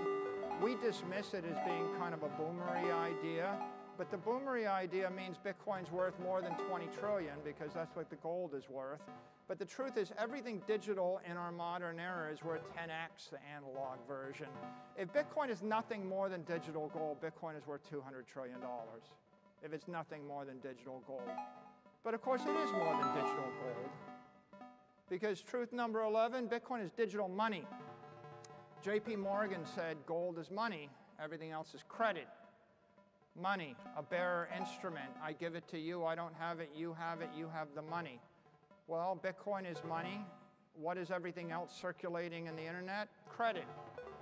What does that mean? It means that I send you something, I send you a fee over credit card network. 45 days from now, maybe it will be transferred to your account after the credit card company takes 2%, right? In a world of digital credit, 右边要一排蓝色的。 it takes 4 years for the money to move 40 times, and at the end of the 4 years, all the money's gone. In a world of digital money, it means you can move the money once a second. Maybe you can move the money 60 times a second. You move the money 60 times a second for a 20th of a penny, you still have the money. The computers are not going to think one click, one settlement every 30 days. They're not going to agree to pay 200 basis points per vibration of the money, right? Digital money is profound. It's so profound that everybody in the business of managing money doesn't even understand what this means. When they understand what this means, then the industry is going to 100x. Bitcoin is going to go to the moon.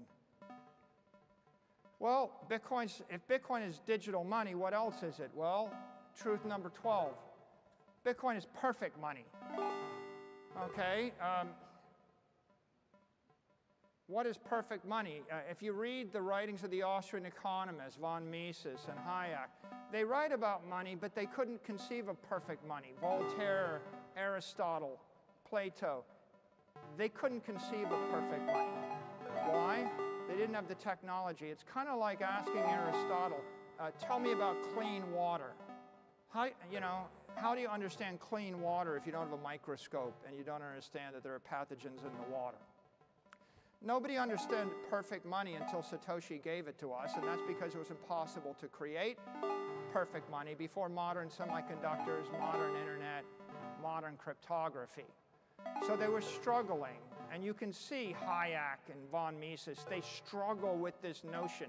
In the Constitution, the founding fathers, who were pretty intelligent, said the only legal money in this country is going to be gold and silver coin. They kind of knew this idea, a commodity in your hand, a self-custodied commodity bearer instrument felt like good money.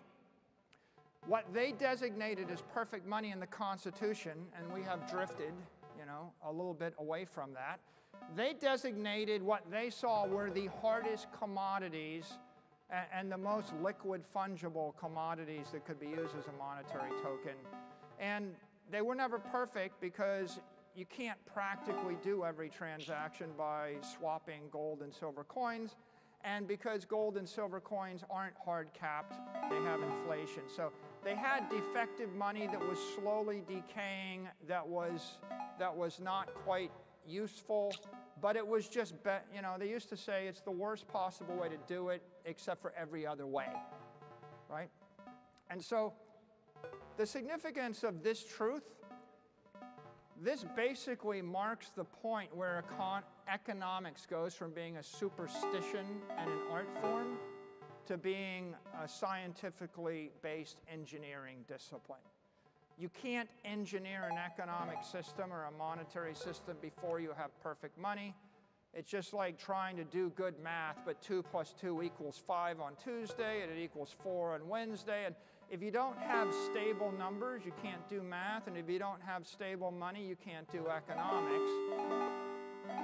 If you can't drink water, that's not going to kill you. Life is pretty ugly, right? This is profound truth. Again, misunderstood. No economist trained in the past 100 years. They never took a course on perfect money. They never imagined it. But you can't really blame them. It's like if you went back to Voltaire and you said, okay, that's the smartest guy in the 18th century in France. And, he wrote shelves of books. But poke him and say, describe, radioactivity to me. And how are we going to build mobile phones and satellite communications? And he would have thought, what are you talking about? Right? It's like the most brilliant person without the instrument and the technology can't conceive of the rational thing. And that takes us to truth 13. Bitcoin is legitimate. A short phrase, a powerful phrase. It wasn't legitimate 4 months ago. A year ago, if you try to remember where you were and what you were thinking in March of 2020, when the entire crypto industry was under massive onslaught, everybody's getting sued, right? And the most likely future was everything gets ground into the dirt. We have completely come 180 degrees. This is the most powerful person in the world sitting in the most sacred place, the Oval Office, flanked by 2 cabinet members telling you Bitcoin is digital gold, a store of value, a commodity. Not just a commodity. You know, if the U.S. seized 10,000 securities, all your artwork, all your houses, your planes, your trains, your automobiles, every currency, you know, everything of value, your diamonds, your gold brooches, your silver, they'd sell it, right? The only thing the United States does not sell is its national parks, its nuclear stockpiles, and its Bitcoin. Now, that's a shockwave that will be heard around the world. That just happened, you know, literally days ago. It's going to take a while for that to ripple through the entire federal government. Then it will ripple through the state governments. Then it will ripple through the banking system, the insurance system, the credit rating agencies. Then it will ripple to all the banks in Mexico and El Salvador and Argentina and then Europe. It's rippling through the banks in Hong Kong and China and Japan and Abu Dhabi and Europe. How long will it take? Well, you know, how long does it take for a profound good idea to move its way through layers and layers of bureaucracy? It'll take a while, but the innovators will actually grab this, and those that need the money, that want the money, will reach for and embrace the money, and they will be enriched by it, and there will be others that will resist it. But that entire shockwave, right, that explosion in legitimacy, that happened just a few weeks ago, happened on a Thursday night in the White House. And that's profound. We are legitimate. And as I've said before, if Bitcoin's not going to 0, it's going to 1 million. Right? It's either nothing or it's something. And if it's something, then it's going up. And truth 14, Bitcoin is corporate. You know, I talked a little about corporate law. I'm very sensitive to it because I ran a public company for many years. We came public in '98. Every public company in the world is capitalized on one of 2 things. You're either going to capitalize on short-dated treasuries or sovereign debt, in essence currency, or you're going to capitalize on a commodity. Well, it turns out that every commodity other than Bitcoin underperforms the S&P index. It doesn't beat the cost of capital. So capitalizing upon silver or gold or palladium or oil makes no sense. There is one commodity that you can put 100% of a corporate balance sheet in. And that one commodity is a digital commodity, and that digital commodity is called Bitcoin. And so what does it mean? It means that for the first time in 100 years, companies can recapitalize, and they are recapitalizing. And what does that mean? That means a company starts by sweeping a little bit of excess cash, and then cash flows, and then it sells some equity, and then it issues some debt, and then another company follows, and another company follows. Right now, there's about 80 companies that are starting to buy Bitcoin, and there's probably 80 ETFs. We're going to see another one every week, and another one every week, and pretty soon there'll be hundreds. And those hundreds become the gateways for hundreds of trillions of dollars of equity capital and fixed income capital to migrate into the entire digital assets economy. And you can see it right in front of your face. You see a company like Metaplanet goes from one hotel being worth a few $1 million to being worth $1 billion in 12 months. Where does it stop? It's not going to stop, right? If you're legitimate, you're corporate, right? You're going to see a transformation of mainstream organizations. The 15th truth, Bitcoin is global. Everywhere in the world I go, I meet someone, and they say, well, thanks, thanks because I bought a Bitcoin for my daughter, or I bought a Bitcoin for the family. We appreciate what you're doing. And you know what I say? I say thank you because I appreciate what you're doing. Bitcoin is global, Your Apple stock isn't. Your land isn't, right? The artwork that you hold isn't global, right? Bitcoin is a global asset. It means somebody in Nigeria buys it and they're getting the benefit of entrepreneurs in Manhattan. And it means someone in Arkansas buys it and they're actually in an economic relationship with somebody in Singapore. Right? This is not a lowest common denominator thing. You own Arkansas real estate, no one's going to fish you out of that investment. You own Bitcoin, you bury it in your backyard in Arkansas, and you'll wake up in 30 years and find out that someone in Tokyo or London made you rich. Right? This is the global asset. There isn't another asset that trades on Wall Street that is global in the way that Bitcoin is. And it's not just global, it's immortal. We're stretching in time and space. Show me an asset that stretches to every part of space that truly is global, Bitcoin. Now show me one that I can see into the next 100 years or 1,000 years. There's nothing else that you own that's going to last 100 years. 空单又止盈了，哇！3连胜。 Right? What company would you think is going to be around 200 years from now? Right? The real beauty of Bitcoin is the elegance of the protocol is all you're doing is buying 1/21 millionth of all the money in the world forever. Okay? When is that going to obsolesce? Like when are you not going to want to own 1/21 millionth of all the money in the world forever? Right? It's not like iPhone 99. It's not like, getting the next upgrade on the whatever gadget. Right? Bitcoin is immortal because the idea is so timeless and so elegant, and the network is just virally going to spread. It's a life form. And if it's immortal, it means you can actually think. 哇，这波15分 K 走得很漂亮哦，红，这样。 然后这个移动平均线从来没有绿过的，看这个刚刚反弹都还是绿的，这个要下去的了。这个关键区域破了。If you want the AI, if you want to put life in cyberspace, if you want to bring an AI to life, you have to imbue it with digital energy. Then it comes to life. Then it thinks. Then it lives. Then it procreates. Maybe it lives forever. You can't. Anything that is funded with digital credit is just a shadow. It's a shade. It's a ghost. If you want something to be a true life form, you have to put real energy into it. I've said many times before, Bitcoin is a conservative asset. I give it to you. I don't have it. It implements conservation of energy in cyberspace, but the more important point is it's going to bring life to cyberspace. Truth 18. If it's digital energy, then Bitcoin's a digital. 哦，空单这波舒服了哦，各位。空单这波，这边反弹做空，关键位没破好1000点的利润啊。How do you bring the entire world into that relationship?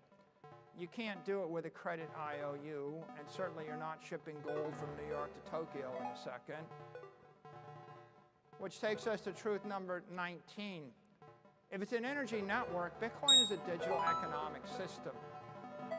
How do you post $10 million for 5 minutes, with a company across the country and fetch it back? How do, vibration, how do I give it to someone, take it back in 18 seconds? How do I swap a capital asset for a currency asset? We see this in DeFi, right? I'm swapping Bitcoin for stablecoin for Bitcoin, but think more broadly, right? Think about a world of 1 billion robots talking to 1 billion AIs that are thinking at the speed of the computer that want to actually transact millions and millions of times an hour in time and space. They're going to do it with a digital energy network. And that takes us to truth 20. If it's an energy network, I can reverse it. Bitcoin becomes a digital defense system. Bitcoin is the most powerful network. What's the unit of power? The exahash. If I actually place my cryptographic keys, my identity, my authentication behind that hash wall, behind that wall of digital energy, then I can secure a system, authenticate a system, defend a system, potentially even attack a system. You know, you can't be a superpower if you lose control of your airspace. You can't be a superpower if you lose control of outer space. You can't be a superpower if you lose control of cyberspace. You know, control of the digital power network, the mining network, the hash network is control of the ability to move energy and capital from point A to point B. Control the network, control your destiny. Lose control of the network, you lose the ability 再来就是月线了。 in digital commerce. Maybe you lose the ability to secure your cyber systems. It's a defense system. And with that, I'll end with my final truth. Truth 21.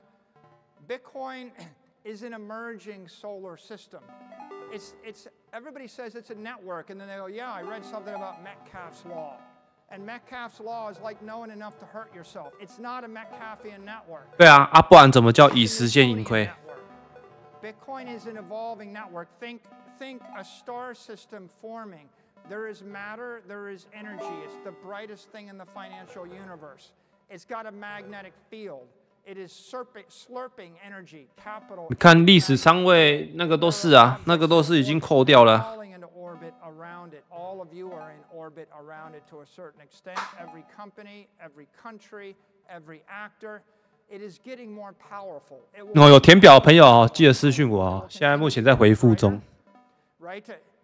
A Metcalfean idea is like a little asteroid went past on the left and a white dwarf went past on the right, and they're both equal. Well, they're not equal. The white dwarf is going to suck the atmosphere off my planet, and the little asteroid is irrelevant. It's like a cute little shooting star. It made a little spark for me. Right? This is not a little Metcalfean network. This is a network where when someone brings $1 billion to the network, it matters. When they bring 10 billion, it matters more. When they bring 100 billion, it matters more. The more capital, the more energy that flows in the network, the more powerful, the greater the gravitational field.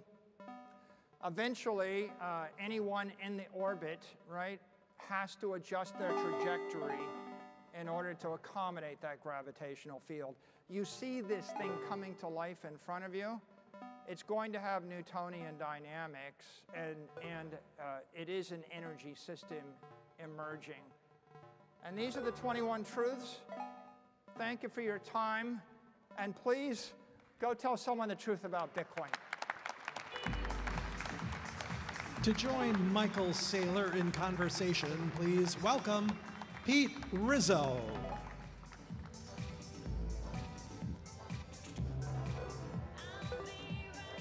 Michael. Hey, everybody. Welcome, or I guess welcome to me. You've been here.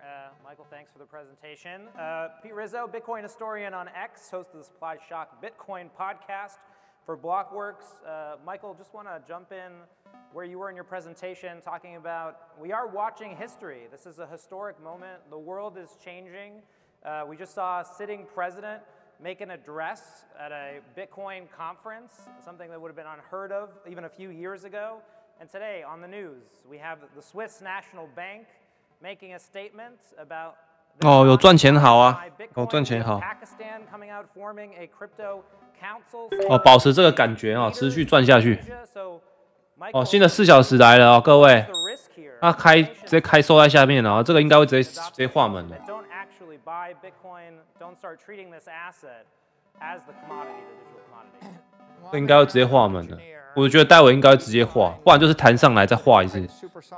大概这个区域可以关注一下，然后，然后摆荡高低，然后再把战框套进去。 What you're seeing here is the Bitcoin shockwave. This is going GRT fast.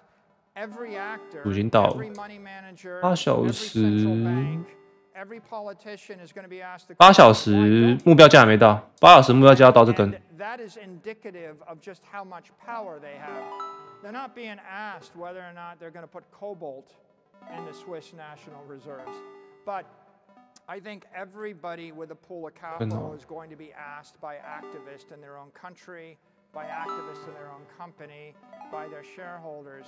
OK， Why aren't you buying Bitcoin? And what you'll see is the world will bifurcate, right? You had an extraordinary, innovative moment in the White House a few weeks ago, where what you saw was the president saying, we're going to embrace the future. And the president puts his finger on the world's first digital commodity and identifies it and says, this is not a bad thing, this is a good thing. We're going to own it, we're not going to sell it. We're going to get as much of it as we can get, right? That's a progressive move forward. I think you'll see that. You'll see other countries that will be regressive. I'm afraid of it. Why are you bothering me? You know, it's a nuisance. But at the end of the day, right, this is no different than embracing, you know, nuclear weapons or explosives or ships or airplanes, right? The powerful and the wealthy and the prosperous will embrace the new technology and overcome their fears. And the regressive will resist it, they'll fall behind, and they'll be impoverished by their lack of vision. Well, let's talk about the how, right? So the strategic Bitcoin reserve is here. The talk now is about how the government would acquire Bitcoin in the United States and some of these other jurisdictions. What advice are you giving the governments out there that want to move fast, that don't want to be impoverished, don't want to have their citizens be left behind? How do they acquire? Well, I think the first thing to do, which is what our government is doing, is build consensus and awareness. It's really important, right, first to identify Bitcoin's a commodity. It's very important to emphasize it's got an immaculate conception, there's no issuer. It's very important to make sure people understand it's digital gold. It's pretty important to understand it's an asset that will enrich us. If you don't get that consensus from the citizens, the taxpayers, and a bipartisan consensus, it's hard to move forward. And I think that they're doing that. So what's going to happen right now is, I think, a very elaborate and very thoughtful political process to build consensus, and consensus building is educating. We see that going on in DC. It's not going to be, I wouldn't be in favor of like one jolt, you know, trying to do everything at the same time, because if you, 10天的支撑要下很难，要看标普要不要带下去。走一步看一步嘛。哦，这段空单我们都是已经有吃到了。A dialogue between the White House, the Cabinet, Treasury, Commerce, the Senate, the House, the industry, and then all of the major political constituencies on both sides of the aisle. Well, one of the big questions right now is really how much Bitcoin does America have? Senator Cynthia Lummis coming out and talking about this. We think the United States has 200,000 Bitcoin, but we don't know. There hasn't been an audit. We know that some of these agencies have been conducting sales as they have been historically. 有手机版呢、What is the impact here? 哦，手机版目前双平台在升级。哦，你可以先下载贝塔版。那你不知道贝塔版的网站要去哪里看的话，你可以私讯我，传给你。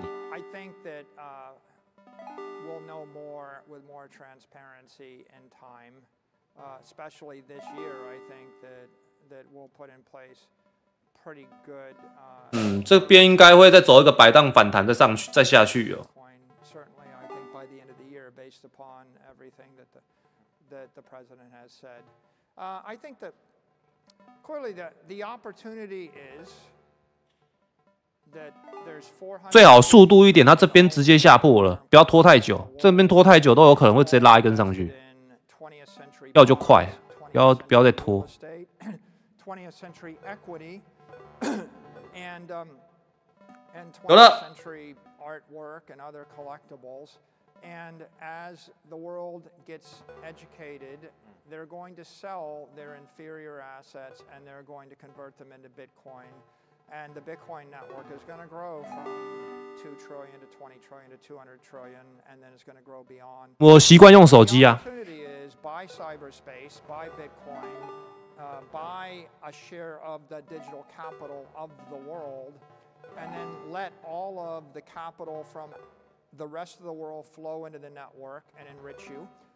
capital from the 20th century in the U.S. I mean, someone with a warehouse in New Jersey. 还有蛮多网友那个群友啊，跟观众他们都习惯用网页啊，看每个人的习惯啊。只是网页版超好用的，它那个止盈止损可以用拖的，超方便的，有够方便的。之后手机版应该也会出这款功能啊，真是太屌了。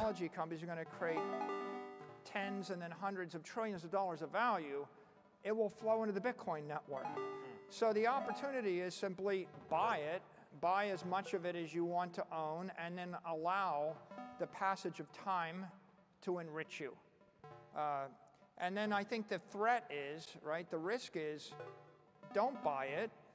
How would you feel if your enemy made $80 trillion and owned the network or controlled the network? The worst case would be they make 80 or 100 trillion, they control the network, they own cyberspace, you don't.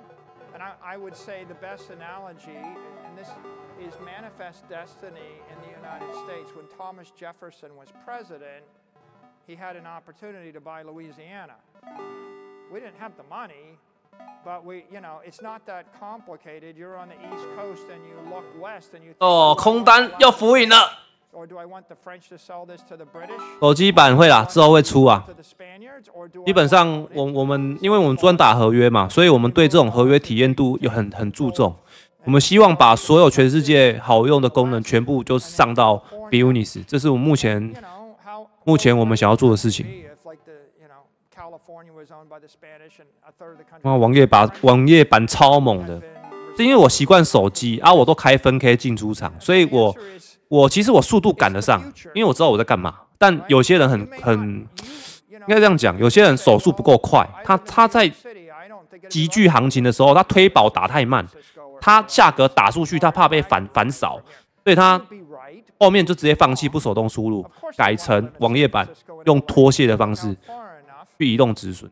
就好比说，你刚刚这边做了一笔空单，你跌破这个开盘价，你做了一笔空单，你止损放这边，那原本止损是这样嘛，价格还在这边哦。当价格灌到这边来的时候，它止损马上往下拖，它有一个 SL 可以直接从上往下拉下来，从这边直接往下拉下来，超猛！等于说拉上去撞爆，这样很快。有用过比乌尼斯都懂啦，那种感觉很不一样啊。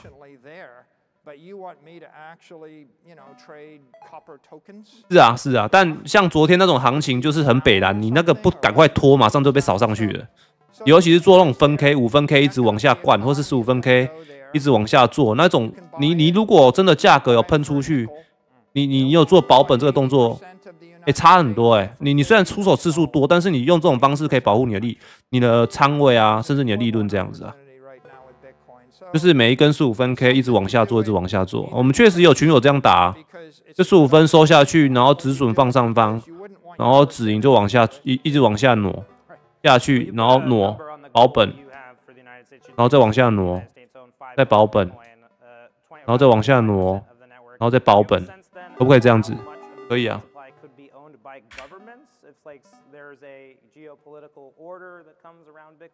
How much of the supply would be owned by just the totality of governments? Look, I think Bitcoin is perfect money, and it's the most profound opportunity of the 21st century.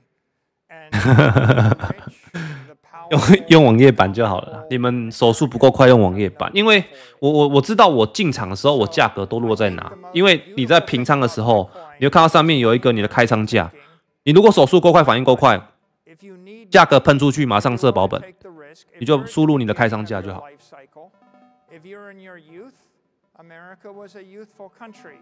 对啊，你们有在打大单的，又打分 K 的，你们这种就很好用啊。网页版就是讯号出来的亏了的地方。像刚刚我有做一笔空单呐，这边空进去，然后原本止损是放这根，然后它真灌下去完之后，马上把这个止损往下拉到这边来，然后它现在喷下去之后，一根到4点整点收，我就平仓了。然后这边越开应该是扛不住，它待会一直往下灌，对不对？它拉不回来，它就是去了，就去了。你看哦，4小时还在走延续。群友空单都赚钱了。those who can overcome their arrogance, who need it. 我觉得挺棒啊，这几天行情算是好做的啊，这几天行情算是好做的。Others will be comfortable in their 20th century existence, and they will dismiss it as a nuisance. And you know, I've said sometime before. 算好做啊，然后有群有空比较高的，这个群有单子空有够高的，我自己也吓一大跳，它怎么空那么高？今天有一个群友最猛，他空在87426，直接还没平，还捏着3000点。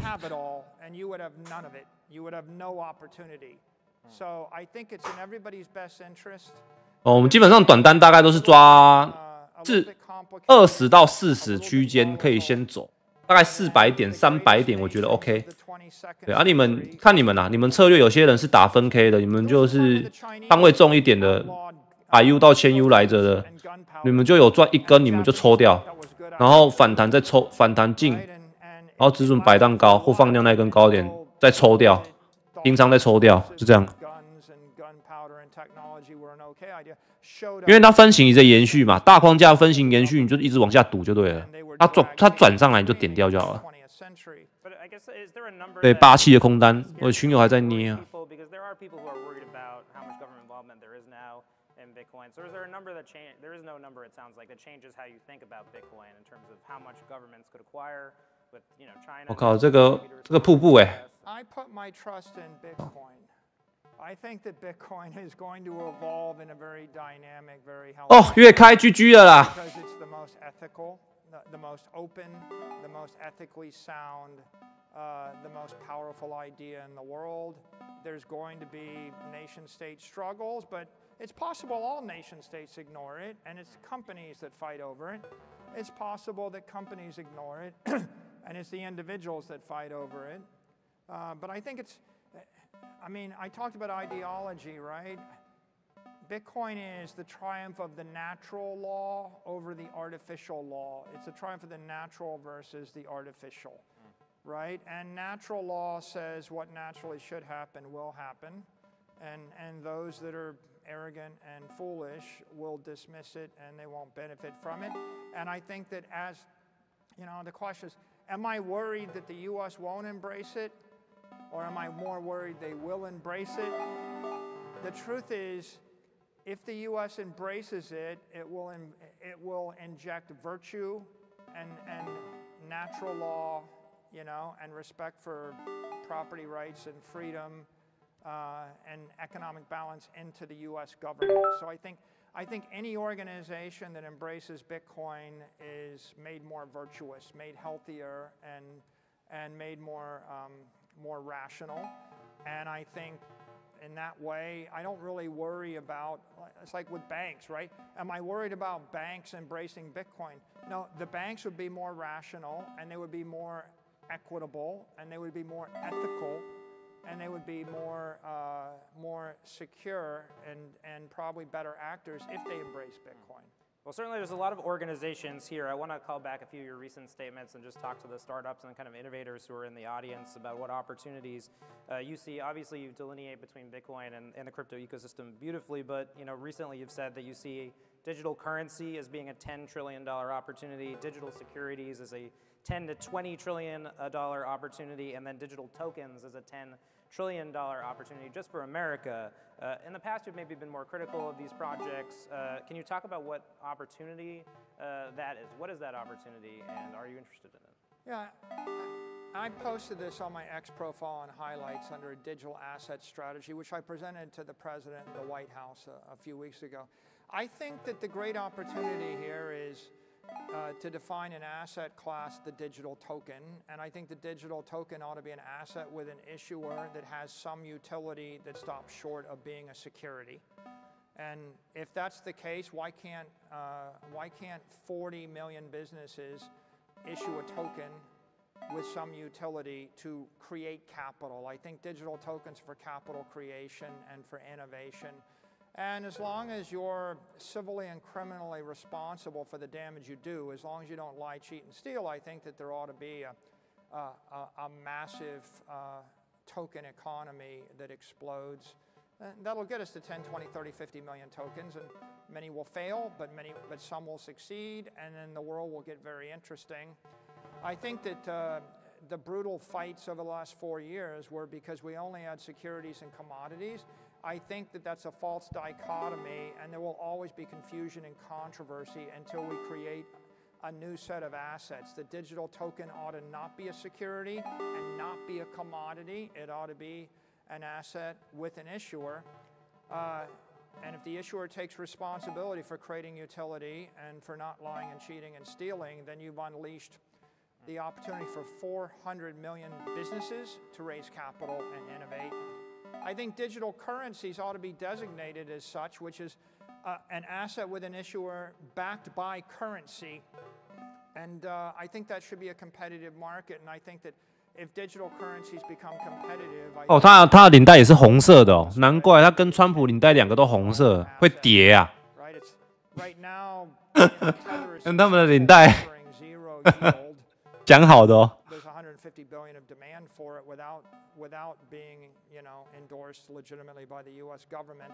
If the U.S. government let a bank offer you a digital currency that gave you 400 basis points of yield, the demand would go up by a factor of 100, right?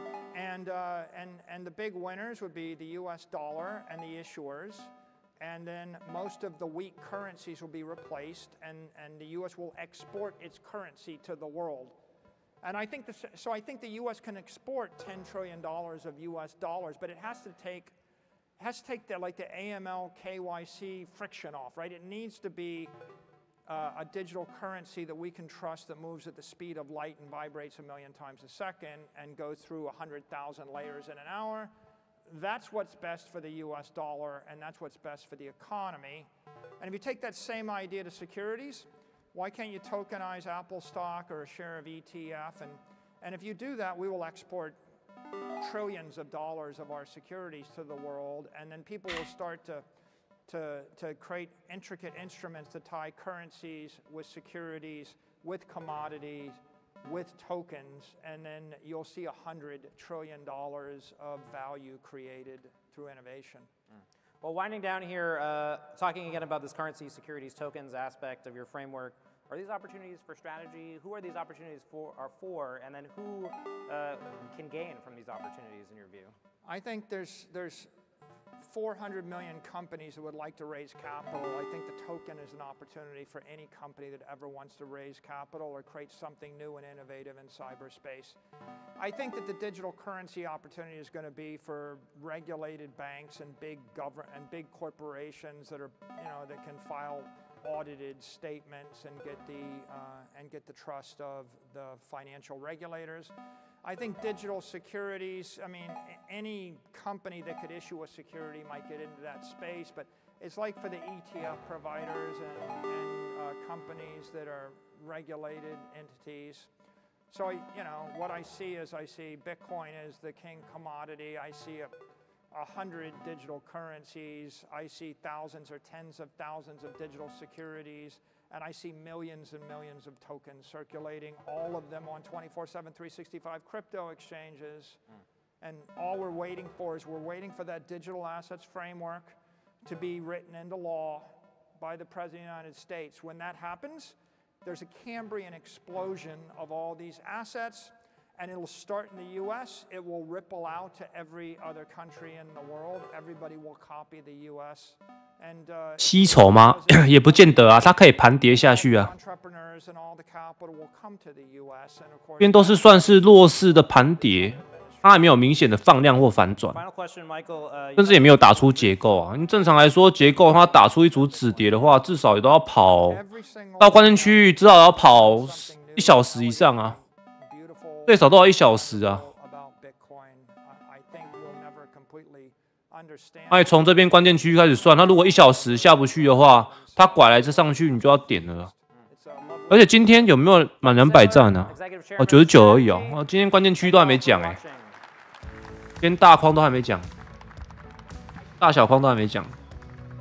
Let's give a warm welcome to David Rodriguez and Solomon Tesfaye.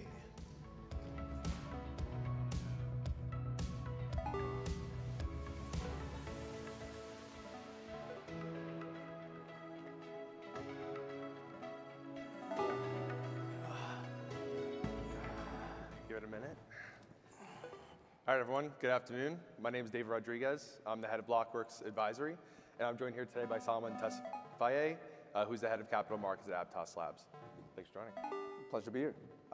Before we jump to the list of questions, talk about how tokenization unlocks new use cases for real-world assets, we'd love to dive into your background at Aptos Labs, and even further, you've been doing this in this industry for a minute, so we'd love to hear more about your prior background. Absolutely. First of all, thanks for joining. A tough act to follow. So as David mentioned, I'm Solomon Tesfaye. I'm head of capital markets at Aptos. Aptos is a large layer 1 blockchain, move-based blockchain, actually originated within Meta's Libra blockchain program. And so in terms of my background, prior to this role, I worked at a company called T0 in a very similar capacity, where I was head of capital markets and business development. T0 was one of the early entrants within the space of tokenization of real-world assets. Before it was actually called real-world assets, I've seen a lot of different acronyms over the years. That particular business was very vertically integrated. It had a number of different broker-dealers, placement agent, alternative trading system, transfer agent, retail brokerage firm, and of course a tokenization engine. So we were blockchain agnostic, and then my background before that's very traditional finance within investment banking and venture capital. Awesome. So before we jump into some questions, going to set the stage. RWAs and tokenization more generally, is a really big narrative. I think probably like 30% plus of all the topics that we've discussed here at DAS so far the past 3 days has been centered around this concept, and for good reason. I looked just yesterday, there's over $19 billion of total assets issued on chain today. It's grown about 30%, 25 to 30% over the past 30 days alone, and year over year you're seeing probably like 30 to 50% CAGR. But at the end of the day, it is still a drop in the bucket. There's over $100 trillion in the capital markets that we are trying to bring on chain over the coming decades. But there's a lot of good reason to be excited about this new vertical. There's a lot of promising signs. But with that being said, we'd love to learn what do you see as the most transformative impact that tokenization has for TradFi institutions coming on chain? I think it's really just access. When you think about just the world population, 85% of the world population really doesn't have access to traditional financial services. So I think just access, whether it be to USD through stablecoins, or whether it be access to different financial services, microfinancing, portfolio management, and so forth, is really going to be the main, I think, driver and exciting part of the application of blockchain overall. When I was looking at total assets issued on chain, again, it's around like $19 billion today. 67% of that is private credit. I believe, and talking non-stable coins, obviously stable coins alone is like a $250 billion plus market. 67% of all assets issued on chain are private credit. I believe that there's like 20% is commodities, and then I'll bucket everything else under other for now. What is it about private credit that has, I think, driven its market dominance on on-chain asset issuance? And is there, a follow-up question to that, is there an asset class you think has surprisingly been a lagging asset class in adoption? Well, I think just given the momentum we're seeing on stable coins, I think that kind of the next evolution is kind of really like microfinancing, and then also the industry's emphasis on yield right now, fixed income kind of is a natural play. So I think even when you think of Aptos, right now we're right around third or fourth from an RWA.XYZ ranking perspective in terms of RWAs on chain. Private credit definitely is the major driver of the kind of the momentum we're seeing. And so it goes back to areas I'm most excited about when you think of like microfinancing and what that implies in terms of access to capital globally. I think you're going to see more yield-like plays come on chain, and then you'll start to see more equities. Equities were first the leading indicator in 2018-19 in terms of people pursuing that, and for a number of different reasons, mostly mark-to-market of equity, that subsided. And then I think now private credit and fixed income just more holistically is going to be the driver for the next at least 5 years, and then you'll start to see kind of more esoteric assets much further along. So you touched on it about Aptos' like rise to prominence in like the RWA vertical. I would say maybe 6 to 8 weeks ago, you had a pretty big announcement with Pact, bringing $1 billion of RWA issuance on chain. Like you said, already making Aptos probably second or third largest chain by RWA issuance. We'd love if you could peel back the curtain on like what is, if you could elaborate further on that Pact partnership. maybe even other potential partnerships you have coming down the pike? Of course. So Pact is a team that just continues to execute. Pact, just to give you some context, does on-chain lending and securitization. They're focused on microfinancing within emerging markets. They've partnered with strong lenders and originators like LendingTree and Branch to really gain scale quickly. Over the last 2 months, they put $1 billion of total assets on chain. They've also put about 250 million of active loans on chain. They have access to already 20 million plus accounts. So this is an example of a business that's actually solving a real need. Talked about the lack of access globally regarding financing or. 那要转上来干嘛？都转上来干嘛？他下去很不干脆呢。So they can gain scale because right now distribution is extremely weak when it comes to any application within RWAs. And then even further downstream, that has, of course, a very meaningful impact on any type of secondary dynamics because, of course, in absence of having strong primary markets, you're not going to have strong secondary markets. And then I think there's a second part to that question in terms of what's to come. Yeah. So you'll start to see just a kind of a broader breadth of products. I mentioned that for the foreseeable future, we think it's going to be more yield-oriented products or products that tend to be very, very liquid products that are good sources of collateral. That's why we've seen a lot of momentum on the money market. 那不扯量啊，好可惜哦。 I think you're going to start to see a lot more. 那这样在这边要等了，你要等量下来。 And then you'll start to see a lot more breadth in terms of a wider variety of products that we're all kind of excited about, whether it be equities or whether it be very, very esoteric products like I know a lot of people are excited about like art. 不过整体还是看跌的。我刚刚有做了一单了，继续往下捞。 So I think those are much further downstream. Got it. We'd love to lean into your past experience at T0 because they were definitely a pioneer, I would say, in this vertical. Over the past 5 or 6 years. 这边会挡哦，这边是前面昨天那个摆荡低点。 这个 OB 块的，这个一定会挡住。 Over the past few years, we've seen really the growth of the high throughput blockchain. Back when T0 was, a major pioneer here, and back in 2019, you really only had a few select chains. 会啊，无量缓跌啊，无量缓跌啊，没人愿意买啊。啊，你会发现买的人很少，卖的人很多啊。你们看到旁边订单都是卖的人很多吗？然后刚刚有大单灌进来，买不上去啊，但现在要到了。 可以止盈啊，有赚也可以止盈。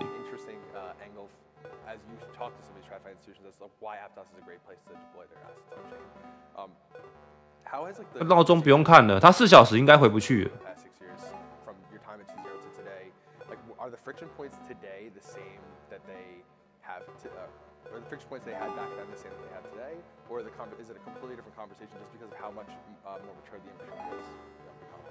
So a lot to unpack there. So on the front part, on the T0 side, I think we were definitely ahead of our time, right? T0 was definitely one of the first entrants in the space, extremely vertically integrated. I was fortunate enough to have worked on a lot of the higher profile RWAs at the time, from the tokenization, which we were blockchain agnostic, to primary all the way through, of course, secondary.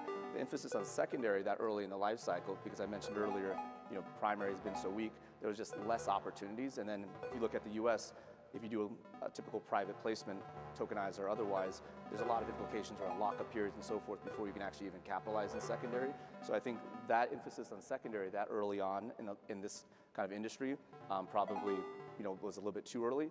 And then in terms of kind of basically friction points, I think also there was lack of assets, right? There's just lack of 收下来了，完美。 doing that at that point in time, mostly middle market and below, and a lot of them were also at the beginning were residual from like the ICO days, so the asset quality was not necessarily great. People thought they could tokenize a particular asset and suddenly change its intrinsic value, or suddenly it's going to contribute to distribution or secondary trading, which is simply not the case.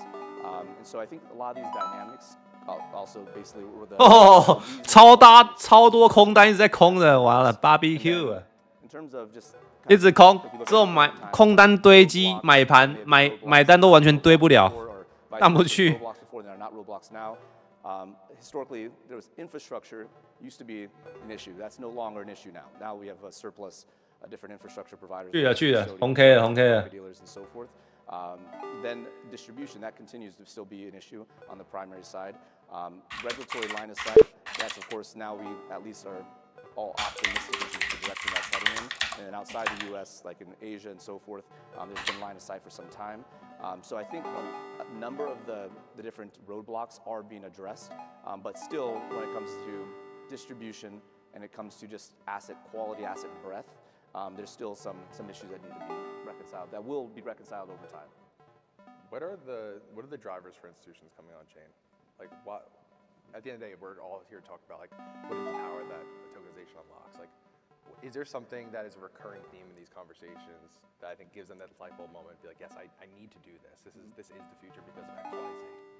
I think I really put it into like 3 different buckets as of now. Of course, there's a lot more different, unique scenarios, but really it's one, they're either looking for greater distribution. They're trying to tap into basically on-chain capital that continues to grow. When you think of like BlackRock with their Biddle fund, Franklin Templeton with their 40 Act fund. 这个位置要注意一下哦，这边会弹哦。 Products that already exist.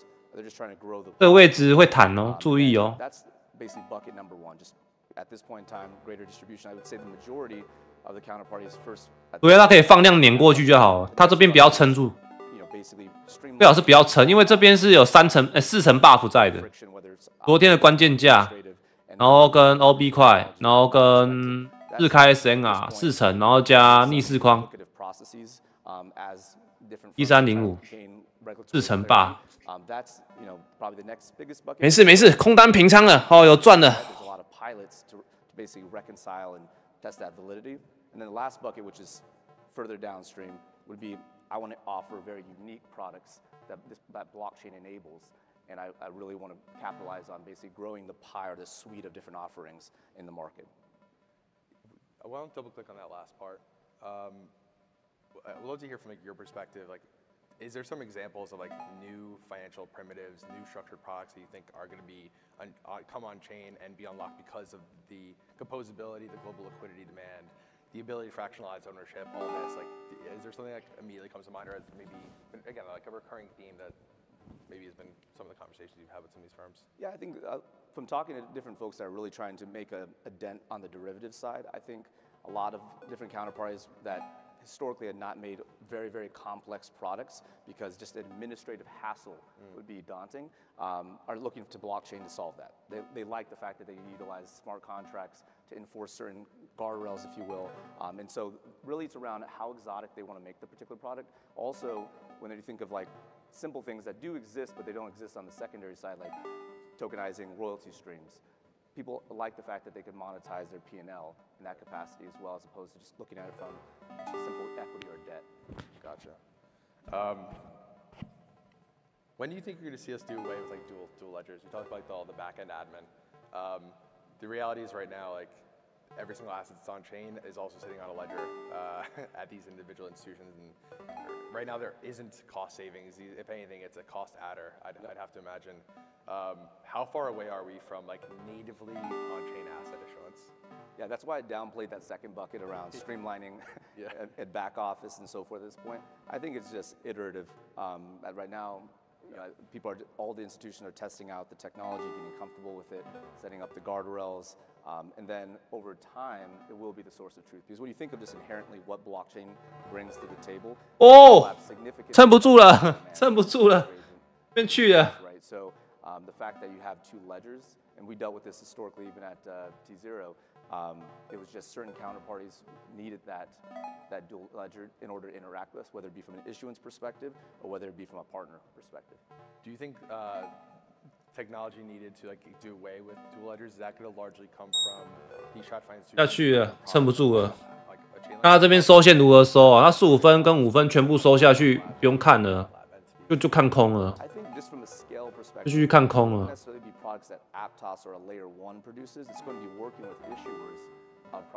没有，这边追空要有点技巧的。这边追空有技巧的。 They'll be the ones that are putting the assets on chain or issuing the assets natively on chain. But I don't think it's necessarily going to be from products that Aptos issues. Also keep in mind that, of course, like all layer ones, we don't have the appropriate licenses, broker-dealer license domestically or within all these different jurisdictions. So we're not also doing any kind of placement agent activity or secondary activity, but it will be most likely partners that we work with. Got it.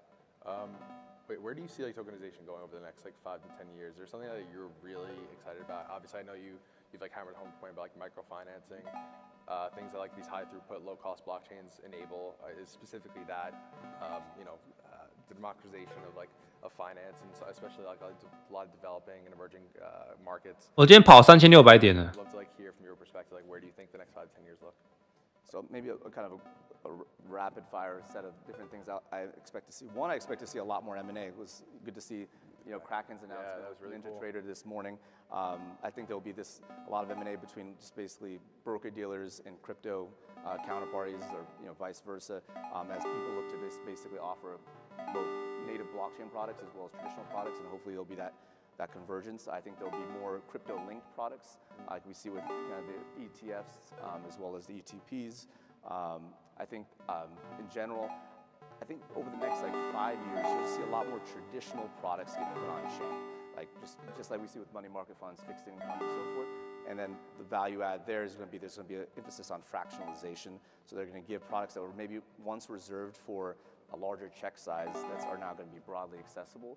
And then hopefully within the back end of that 5 years, you'll start to see a secondary market start to evolve to some degree, where some of these products actually give you that secondary optionality, which I think is going to be a catalyst, of course, for distribution, because now I'm investing in a product that I otherwise would have to hold, and now I'm able to invest in like a private credit. 有在手， private equity, whatever the 暂时有在手。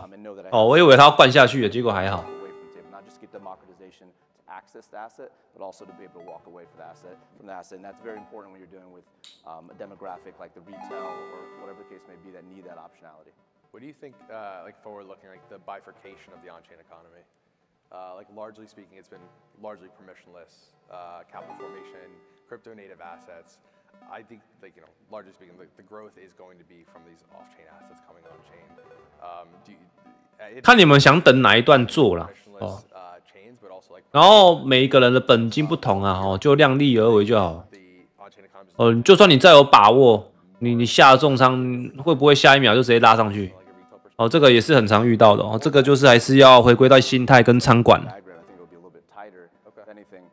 I think there will be assets that are permissioned and ones that are permissionless, and then there'll be permission assets that may have derivatives that may be able to interact with the permissionless world, which we see with like Securitize as BIDL, and then they have S-BIDL, right? Permissionless, right? 然后这边目前有可能15分钟会跳出这个买超讯号。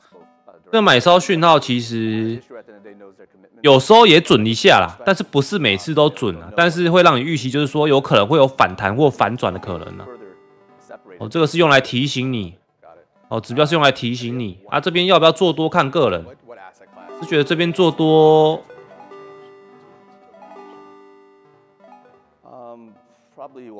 我觉得止损要守比较远一点，会比较安全。看周线吧，再有1根5分 K 就知道了。blockchain environment, whether it's USDC or USDT or any other stable coins that we support. I think that's once you start there and you actually can give greater access and greater efficiencies around money movement, then you're able to, of course, go into a lot of other variations, other product types and so forth. But I think it has to start there. Awesome. I know we're coming up on time. I don't have any other questions, but Solomon, it was a really great job with you. Thank you very much. My pleasure. Yeah. Thanks for your time. Talk soon. Thank you, guys. Thanks, Solomon. Yeah, cool.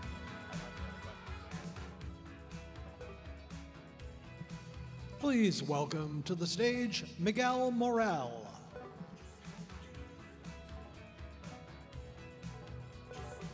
Oh, 其实今天这个操纵打得很漂亮他先把这个亚洲高跟伦敦高全部拿完，这坨全部拿完之后打一个反转，这边跌破，后面这一根拉不上去，他这边都扯下去了。Thank you all for coming. We're super proud to be sponsoring the 这组很漂亮哦。So many great visitors and so many great guests.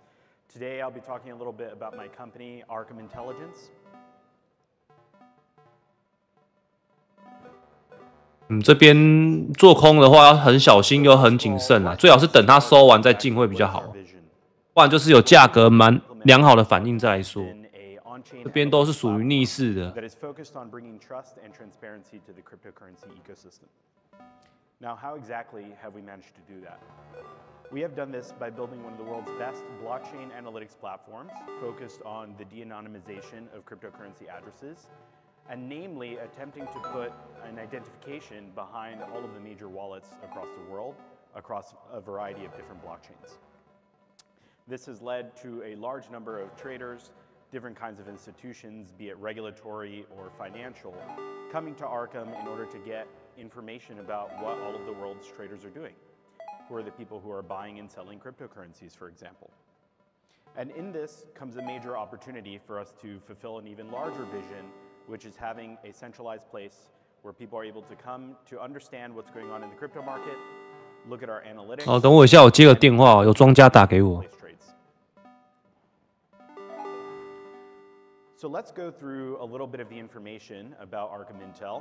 There are many people who have maybe seen us on Twitter or potentially even used our platform, but don't necessarily understand the scale or breadth of what our platform can do. Many traders or different researchers or even journalists have used Arkham in order to try to understand the different people operating in the cryptocurrency space. As far as the actual numbers, we have labeled over 1.9 billion addresses, or we're close, likely within the coming days to come to over 2 billion addresses on the blockchain labeled. And while that's important, an even more important figure is the amount of volume that has actually been labeled by Arkham Intelligence. And this is about 78% of all transactions have been labeled with one of the sender or the recipient of the transaction having been attributed by our platform. From these 78% of transactions, this is equivalent to something like $385 trillion of blockchain data that have been labeled by our platform. Now, how exactly does the Arkham platform work? Many people have sort of been mystified by our technology and the ways in which we've managed to be able to produce so much information and labels about what's going on chain. We start similar to everybody else. We have managed to run our own data infrastructure in order to get information from the blockchains directly. And this comes to us in the form of pseudonymous information and addresses, raw data directly from the blockchain, which is incredibly difficult to use and very difficult to search. So while blockchains by default are very transparent and auditable, you might not actually know what you're looking at. All you see is a string of hashes of people sending money between one another, but you have no context on who those people are. Are they individuals? Are they institutions? And what are they moving the money around for? So we take all of this information, and in order to synthesize it in the most helpful possible manner, we bring it to our engineering and data science teams, and with some of the research and development that we've done internally, we are then able to categorize the different addresses, show entity classification.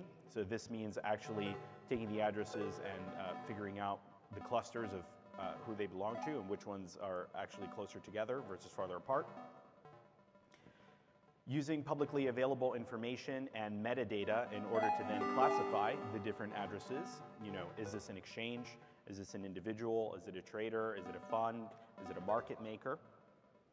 And then using different types of machine learning and other sorts of data science tools in order to then actually have the identification. This then gets uploaded into one single platform, which is the Arkham Intel platform, where you have all of the de-anonymized cryptocurrency users in a single place, which is searchable via our database. And for those of you who are using our platform in a more sophisticated manner, you can use our API in order to do this at scale.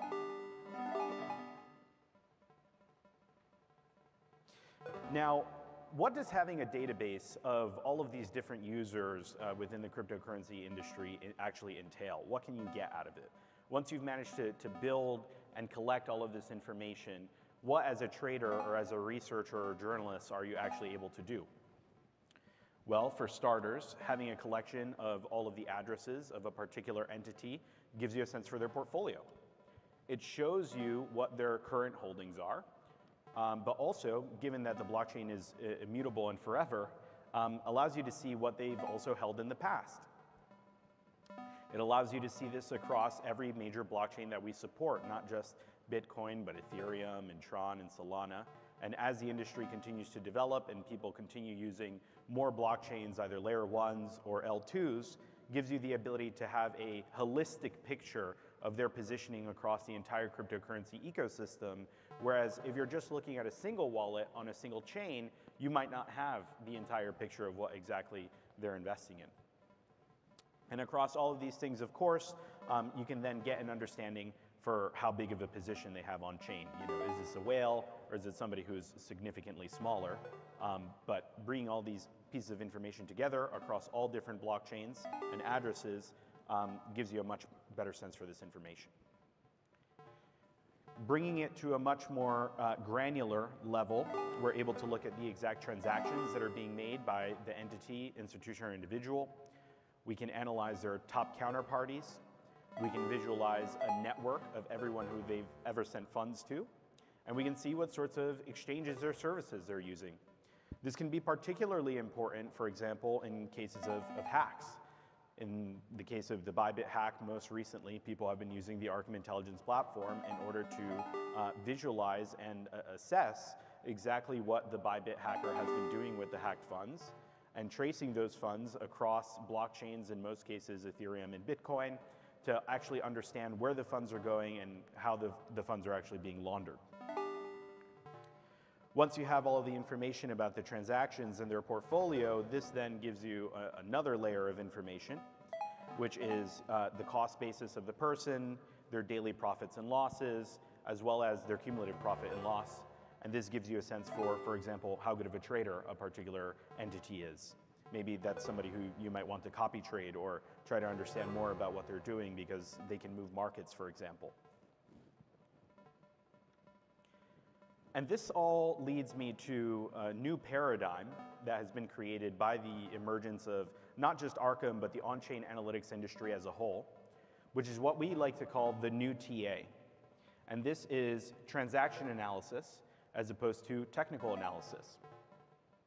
So the previous kind of theme of the industry, prior to this sort of emergence of new on-chain information being used for trading, was technical analysis. It was looking at price action, looking at different graphs, and trying to understand whether an asset was going to go up or down based on its previous price performance. As we know, previous price performance is no indication of what an asset is likely to do in the future. And so instead, what we now have is something that's much more powerful, which is transaction analysis. And what we describe as transaction analysis is actually looking at the movements on-chain of particular entities or other kinds of players within the cryptocurrency space to try to understand what they're investing in, what they're buying, what they're selling, and where. And whether those things are likely to have an impact on the market, whether they're likely to have an impact on news, and create volatility in any sense, whether it be up or down. This kind of transaction analysis has been super popularized, primarily by Arkham. And if you go on Twitter on any given day, you could look at all of this different kind of information and see, for example, whether on this particular day, MicroStrategy or Michael Saylor are buying Bitcoin. And using that kind of information to determine whether or not you should yourself be allocating significantly more money into a particular asset. But it isn't just analyzing companies like MicroStrategy. We have managed to produce information about the largest market makers in the world, exchanges, the inflows and outflows from these different types of businesses. Another highly popularized type of entity to look at their transactions has been governments, looking at the United States government now, for example. One of the things that was discussed in one of the previous talks here was whether or not it was true that the United States government actually held 200,000 Bitcoin or some equivalent to that. How do you actually know that information? How can you audit the amount of Bitcoin or other kind of cryptocurrency that any of these entities have? Luckily, we've managed to create a platform that is able to do that in an automated manner, in a way where you can go on the Arkham Intelligence platform, you can search for the United States government, and you can see the full history of where they've gotten all of their Bitcoin from, when they acquired it, what the average cost basis was, did it come from potentially an arrest, coming from a darknet market where they seized all of that Bitcoin, or did it come from a different kind of source, and is it now being moved into a different place for example, a Bitcoin strategic reserve? And if you're looking at this information, that might be the kind of thing that could be market moving news, and therefore something that you can take advantage of as a trader.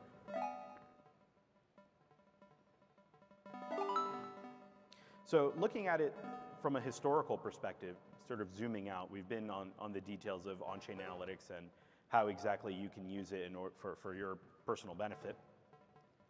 But where does this all come from and how has it evolved over time? The way we view this at Arkham is that trading and the information that emerges from trading has evolved throughout the centuries.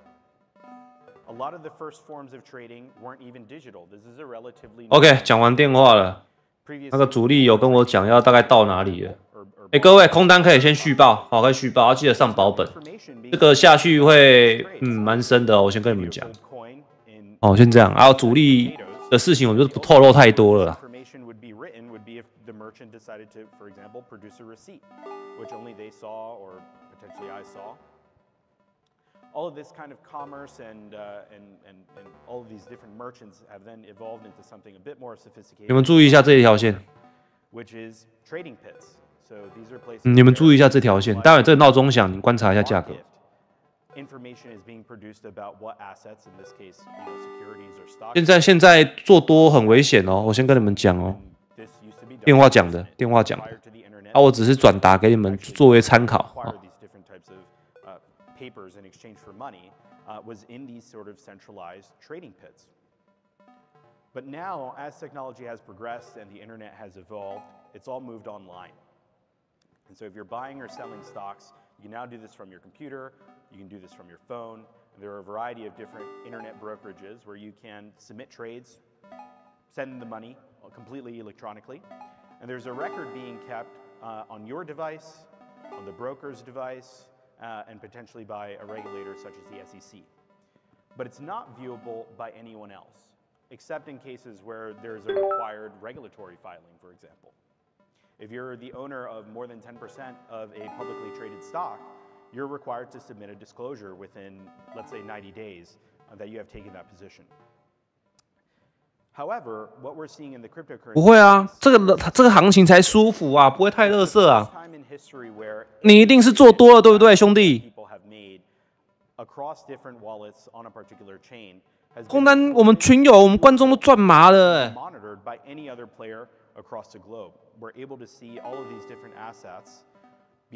止损设哪比较稳？哦，你记得来找虎哥，私讯虎哥领秘籍，你就知道止损设哪里了。哦，对，做多了哦，那兄弟你自己保重啊。哦，自己止损带好了，兄弟。哦，加油，兄弟，我支持你。So how much has it actually taken off? How much traction has happened within the on-chain analytics ecosystem? Just within the Arkham community alone, we have managed to find a number of different people who are interested in what our technology is producing. That has gone incredibly viral online. This is all culminated in something like 6.5 million registered users for the Arkham Intelligence platform, 2.5 million people coming to our site every month, millions more, of course, being able to benefit from our technology and from the information on our platform online, for example, on Twitter. That number is a bit more opaque and significantly much larger. And something like 2,000 Arkham VIPs who are dedicated to our community exclusively within on-chain analytics. So where to next? Where do we go for Arkham now that we've managed to create an on-chain analytics platform that's being used by millions of different people and primarily traders? Our next step as a business has been to grow the Arkham Exchange, a place where rather than looking at analytics and what's going on in the market and switching from our website to another place to actually trade, you can do it all in a single place. So this means having a transparent website where people are able to do the thing that 我来看这边的多单到底扛不扛得住，直接灌了30多万进来。Via a central limit order book and trading a variety of different 这边多单还是扛不住的话，一样还是在看空啊。它这边结构并没有改变啊，它这个结构完全都在走空方趋势啊，它还没有打出一个拐点出来啊。Now, what's cool about this is we actually offer one of the only platforms where in real 这边1分 K 的内部结构，除非有办法这样 the Arkham Intelligence platform 打出一个东西这样出来， proof of funds 哦，不管怎么打啦， and proof of reserves in real time. Everything that is being held on the Arkham exchange is viewable within our platform in terms of the different assets that users are depositing and withdrawing. 现在可以空吗？看你的策略啊，你重点是你这边空要守哪里啊？你要想清楚就好了。 Don't offer in order to actually understand, you know, where your money is. 多码可以多，多码可以空，只是你的策略， Different kinds of public filings from third-party auditors. 你就想清楚你的策略该怎么守就是好了。你就把这个市场想象成一个你在打养成游戏嘛，对吧？啊，你如果累积你的 HP 等于资金，对吧？啊，它现在价格在走，就等于说你在路上嘛，你走在路上嘛，啊，遇到一些突发状况，你这边该怎么解？ 对不对？你想清楚，你就可以做进去了。啊，你要把最好的打算跟最坏的打算给想清楚，你这样就可以执行你的交易了。So easy. And then immediately clicking on that particular asset within Arkham and placing your own trades.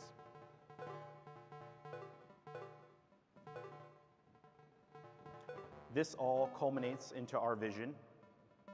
From world historical information, where we were in the past to where we are now, to delivering all of this intelligence and analytics, spot and derivatives trading, as well as news and research, all in a single platform.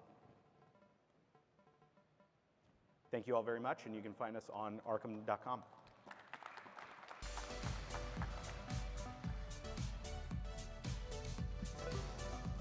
Please welcome James Seifert, Robbie Mitchnick, and Jang Bowie.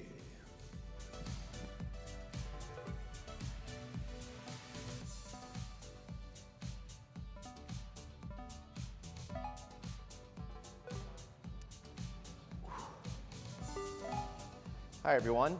All right, I'm James Seifert. I am an ETF research analyst, and I cover pretty much anything that does the overlap between DeFi, crypto, and TradFi. Primarily in the asset management industry. Joining me is Zhang Bui. She's head of US equities and ETFs at NASDAQ. And Robbie Mitchnick, who's already been on stage. But if you don't know, he's managing director and head of digital assets at BlackRock. And though he'll dispute this title, he's colloquially known. 你自己去看旁边移动平均啊，5分 K 全部都红的哎，这个我看我都不太敢做多了。哦，你们也是蛮厉害的啦，哈，很敢哦。哦，讯号就开一个在你们旁边，让你们做参考了，你们还在那边不信邪。你如果技术分析不够强的话，那你至少用指标来辅助啊。15分钟也是红的啊，你这个怎么看？5分钟红的，15分钟绝对走红的。所以我刚刚不是我都讲了，你们就守上一根15分 K， 你们就不会有压力了。不会啊，都走得这么漂亮 ，beautiful 呢。这个做空就赚钱，每空一笔就赚一次，空一笔就赚一次，对吧 ？So beautiful. Part of the community that is driving the price action that you've seen. I mean, it's one way to think about the Bitcoin market, right? Is there's sort of two layers. There's a top layer. 这边多单怎样？噔噔噔噔噔。Tend to be levered, quite speculative. They traded up and down. 这边有感觉有像在买哦，这个声音不太对哦。我来拭目以待一下，我这边要稍微做一下。如果听到连续5声，噔噔，价格会怎么走 ？But on any given short-term basis, you can get predominance by that first group.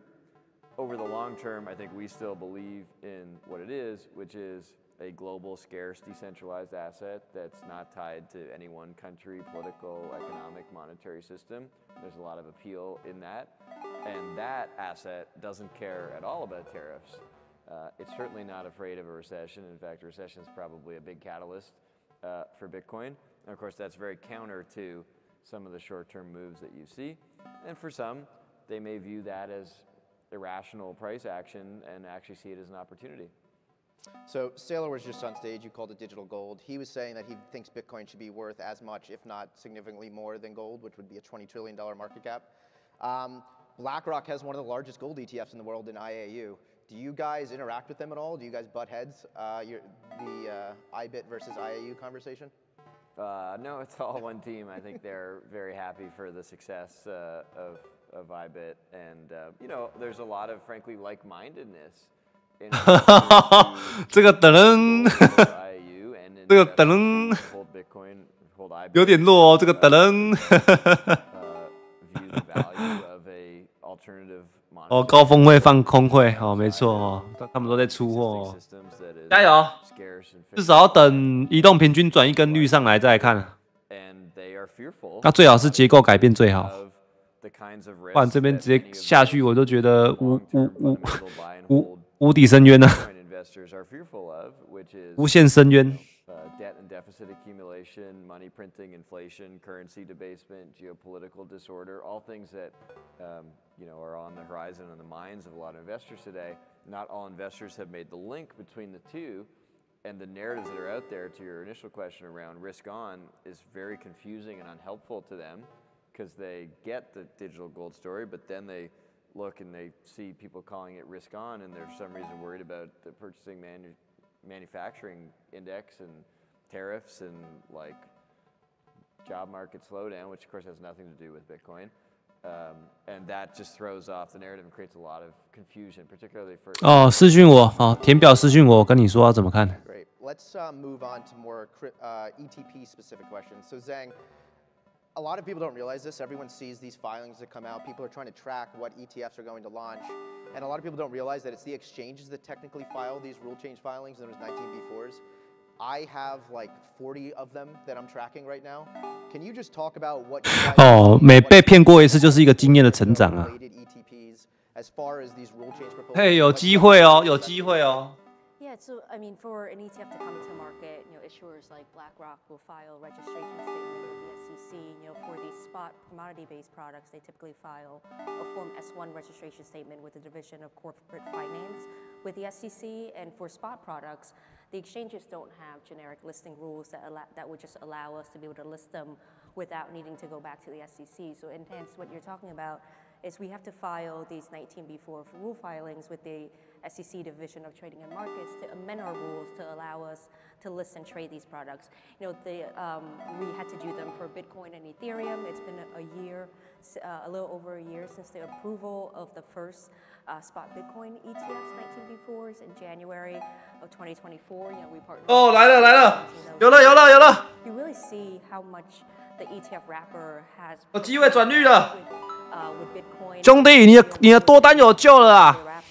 I think time and time again, the 兄弟，你的多单暂时好像有救。 How it's able to add liquidity to the underlying asset class, how it's able to democratize it and provide it access to a lot more investors into the asset class. So we saw that to be the case with Bitcoin and Ether, and then now, you know, we do have filings out there for the additional set of coins. So we do have filings. We're working with issuers on, you know, what's next. Is you know, there's filings for XRP, for Litecoin, HBAR, and so forth. So I think from our conversations with issuers, I think there's really three main initiatives that issuers are looking to really advocate with the SEC, and we're working on behalf of them to really move the buck forward. One is those additional set of coins, like what's next.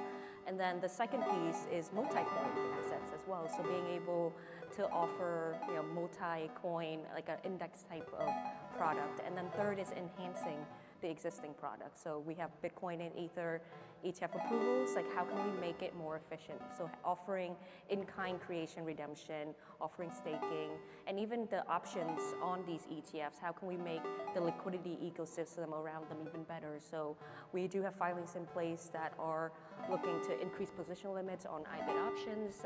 We're also looking to be able to offer more flexible options contracts on IBIT options. So there's a lot of different initiatives to really help really make these investment vehicles even more attractive. So let's stay on the topic. I want to get to some of the altcoin stuff in a minute, but Robbie, one of the things that's filed is to do in-kind creation redemptions. NASDAQ and BlackRock fought pretty hard in November and December of 2023 for the initial approvals to allow for in-kind creation redemption, which would mean in Bitcoin, you would, in a creation of shares of ETFs, you'd hand over the Bitcoin, in return you get the shares of the ETF, or vice versa. They made it go in cash instead of in kind. One, we're pretty optimistic that this SEC is going to approve these things for in kind. So I have two questions for you, Robbie. One, what is the benefit of in kind? And two, the number one question I get from people about this is a lot of people think, like me as a retail investor, if I have thousands of dollars or a couple $100,000 of a Bitcoin or Bitcoin ETF, I'll be able to change it. But will individuals be able to do it, or is it only for the institutions that can make? 有哎，以后看到那一种噔噔噔噔噔，连续5声，挑一大排大额，超过30万哦，以后就知道要反弹了，大概率要反弹，这个要记录。这个至少你要做空，一定是等反弹空啊，啊做多的话就看个人要不要切进去嘛。There is a settlement of cash against ETF shares today, and there's a separate settlement of cash against Bitcoin today. In an in-kind model, you cut out the cash elements of that, and so you collapse the trade down to a settlement of Bitcoin in exchange for shares. That's more efficient. It also should, over time, and some of this is regulatory dependent, make it cheaper for market makers and APs to create and redeem. And that ultimately redounds to the benefit of investors, because if the transaction costs to create and redeem in and out of the fund are lower, then ultimately it'll trade even tighter to the true net asset value, which it already trades quite tight today, but potentially even tighter over time. So the second part of the benefit is for investors who, and this gets to your second question, for investors who have relationships with the authorized participants who create and redeem shares in these funds, which is typically banks and large market-making firms, then there's the ability to actually move Bitcoin in and take Bitcoin out without having to sell back and forth and buy back in cash. And so that is exciting to lots of investors who today would like to maybe diversify some of their existing large physical Bitcoin positions, holding some of it through the ETF wrapper. And so we're optimistic that that'll get done at some point, in the next little bit. Great. Let's move on. The question I want to ask you is like what filing in the crypto space is coming next from BlackRock, but I know you're not going to answer that question. You guys haven't filed for an index ETF. You haven't filed for anything other than Bitcoin or Ethereum. So what I will ask is, what do you need to see from other projects, other coins, other layer 1s or layer 2s before you would consider offering or filing for an ETF that would hold those? Yeah, so I think first and foremost, we're very focused on the client dynamic and understanding where real client demand exists for efficient turnkey access vehicles in the same way that it absolutely did for Bitcoin and also did for Ether. And so that's the number one guiding thing. When it comes to things that are maybe a little less straightforward than just these single ticker products, there's an element of getting comfort and building conviction in the idea that we can build something that's actually efficient and a great product for investors, not just that investors might buy it, but to 没有市价止损啊，除非说你有办法做到可以限价止损或止盈啊。你通常我是这样啊，如果说今天行情跑比较慢，那我就会用限价去吃单做进场，然后市价再做出场。我的止损单都是用市价，我不会用限价，因为限价有时候不会吃到单，那变成说也没办法成交。啊，你说滑点跟手续费吃很多 ，Bunis 没这个问题啊 ，Bunis 深度很够，够到说它平常不会一直往下平或往上平，它只会平在一个相对的区间内。那基本上你做对方向就没有手续费的问题啊，而且那个仓位也是可以经过你的仓量、仓位价值计算说，你这笔亏损了，你下一笔要用多少去救？哦，是这样的。主播，请问 M 是买的意思吗 ？M 什么 M？ as an exchange, we have a really good working relationship with the commission, across various different administrations. I think, last year we were able to have milestone approvals for 19B4s, and we work very closely between BlackRock, ourselves, other issuers, and the SEC to address a lot of those concerns, and how we got the initial products to market. 不是，各位帮我解释一下 M 是什么？我没关系，新朋友嘛那个周同学，如果你真的想了解什么叫 M， 什么叫 W， 什么叫 D，12H、4H， 好，记得来填表，来找虎哥申请领取秘籍就知道了。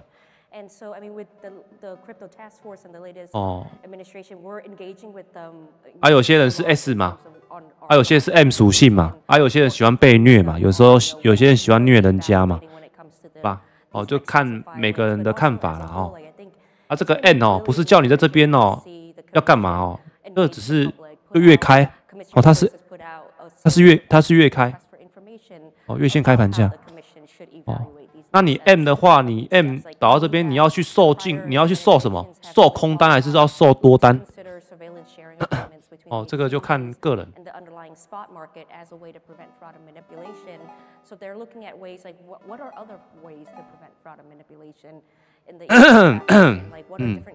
对 ，M 麦当劳没错。我们讲到 M 的时候，我就肚子有点饿了，待会来叫个外送。And so we're really encouraged by that level of engagement from the commission, and we're looking forward to developing that framework to evaluate various different kinds of coins and having that clarity to the issuer and to the 这边太多共振 buff 的地方了，我个人我会认为这边做空需要稍微谨慎一点，好不好？谨慎一点。 认一点好，认一点就好。你们今天有赚到钱了，你们要做顺势，你们就等它反正你们懂啦，就是有学到进阶的嘛，就用分 K， 然后分 K 套 buff 叠 buff， 然后打关键区域，战法全叠满，直接空下去就好。可以等这个东西再来空啦，你可以等这个东西再空，不然它这边就是或者是反应无力，直接再走一个反向下破，你也可以做。 但是你要想一件事情，如果它这边确实是第一只脚，主要是怕你做反向下破，会遇到一个可能问题，就是它这边是一个角，它这边后续关一根红 K， 然后停住，后面直接绿上去，你懂我意思吗？最怕是这样子。你止损最多就是守这个，因为它这个就 MSS 的嘛。 好了，理解了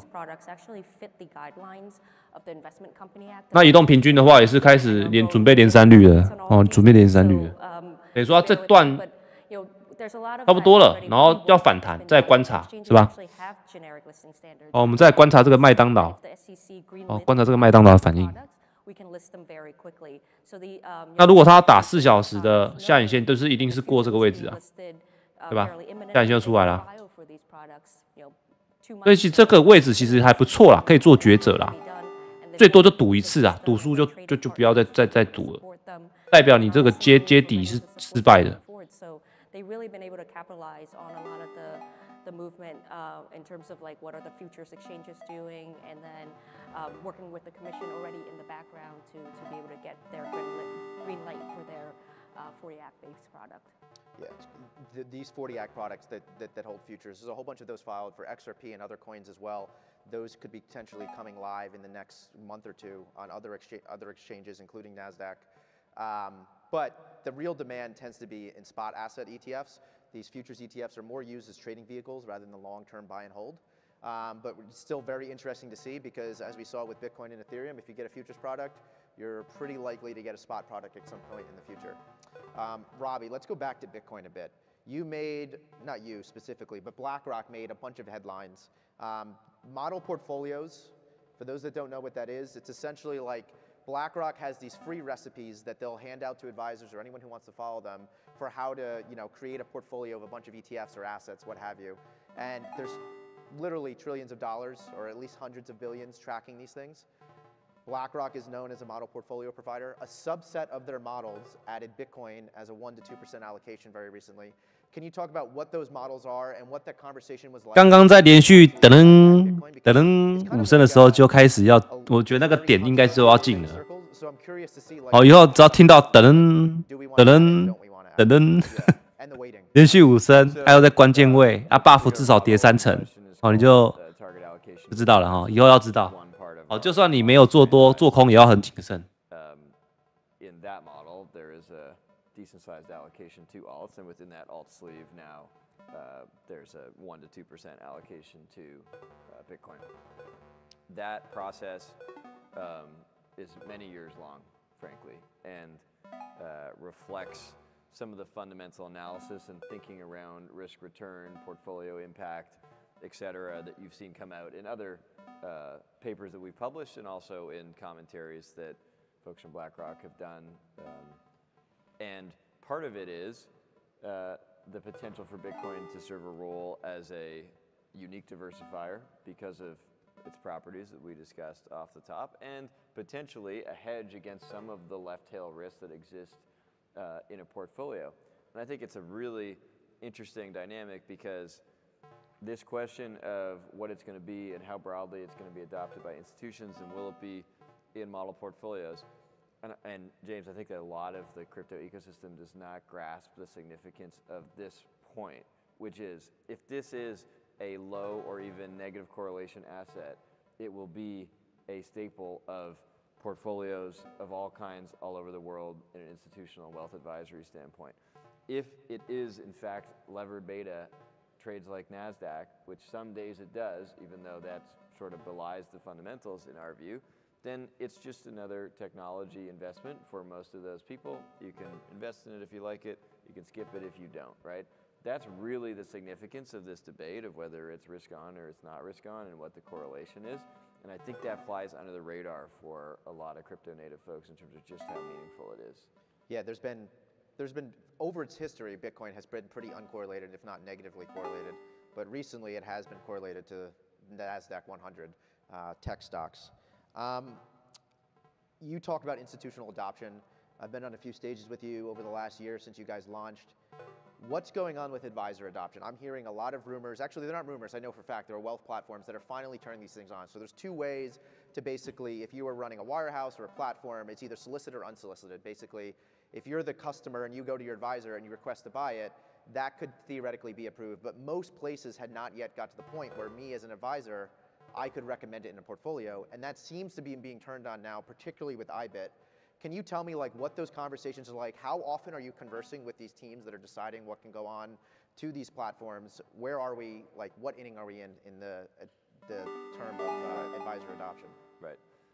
So I can tell you that one group that's not focused on short-term price movements is that audience in terms of the home offices that actually run these wealth advisory platforms.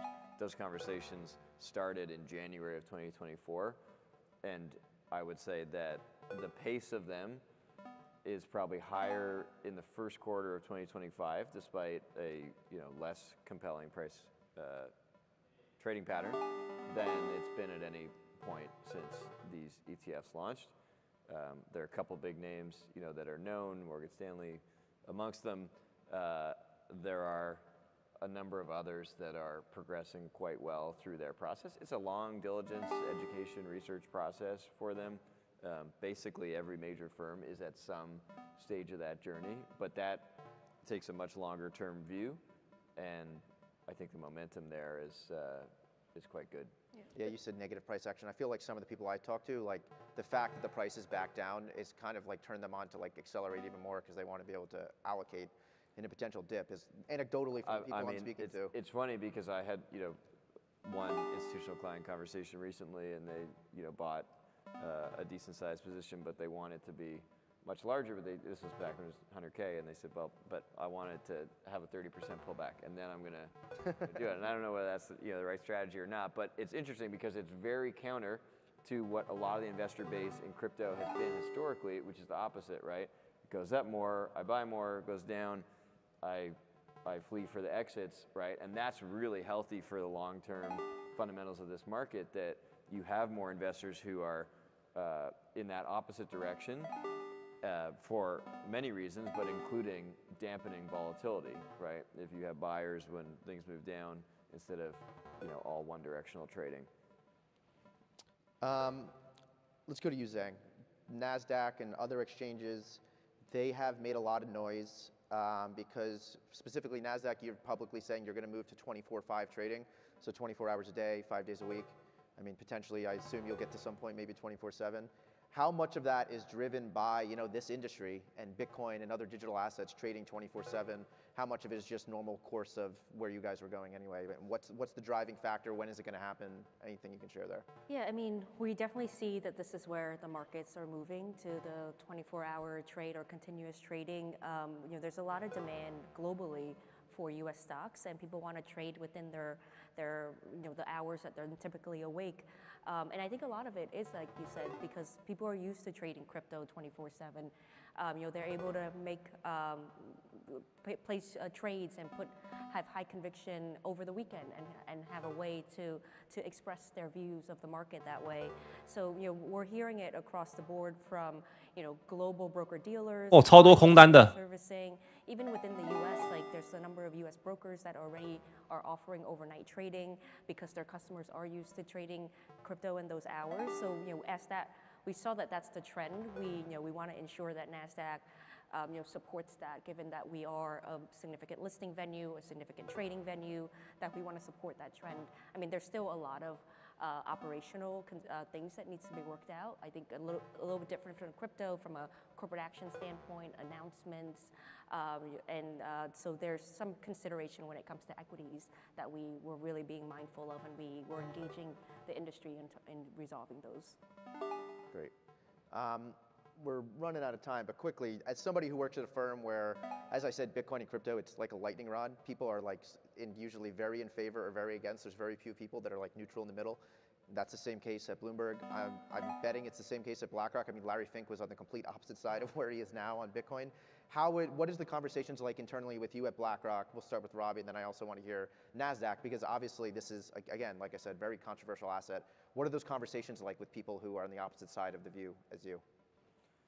Well, there's a ton of energy around it. I would say there's not a lot of folks who are, naysayers in a fundamental sense at this point. More of the debate is around just how does it fit in a portfolio, and what is the right sizing? What is the right way to think about risk, right? It's not about whether this is worth spending time on. I think everyone at the firm now has high conviction that it is. Yeah, and Robbie wrote a paper not too long ago basically saying that on a risk-weighted based approach, it makes sense as something like a 2% allocation into a global portfolio, which kind of makes sense with the fact that the model portfolio that BlackRock has put in 1.5%. But were those related at all? Were those decisions related? Well, there's lots of consultation and discussion across the various parts of the firm. So slightly different processes, but lots of integration of the way those conclusions ultimately get made. Zhang, how about you? NASDAQ has been very pro-tech, very pro-digital assets for the most part. What's it like at NASDAQ? Yeah, I mean, like you said, we've always been very forward with innovative technology and really be able, and so crypto and digital assets is definitely not similar in that way. As Robbie said, across the company, we're very supportive of it and looks for ways to really drive innovation in the space. And we work with ETF issuers and engage regulators to really try to create that framework around how can we be greater partners of the ecosystem. I think from our concern, it's always about investor protection and transparency. So as we try to create that framework, that's what's on the back of our mind. Last question, quick answer. I mean, today we saw a filing for Canary Pengu ETF. There's filings for Melania Coin ETFs and Trump Coin ETFs. Where do you guys draw the line, and where you'll go to bat with the SEC for an issuer? Is there a line that you guys are drawing in the sand? Yeah, I mean, we're very focused on how do you create smart regulation and how do you promote innovation while being thoughtful about investor protection and the right disclosures that are out there. So we're working with the commission on that to get clarity, what's available, how do they see what's the security, what's not, and how does that fit within our listing framework? Yeah, we should get those answers this year, hopefully, if not, definitely next year, from Congress or from the SEC and CFTC. All right, everyone, that's all we have time for. Thank you very much. Thank you. Please welcome back Jason Yanowitz.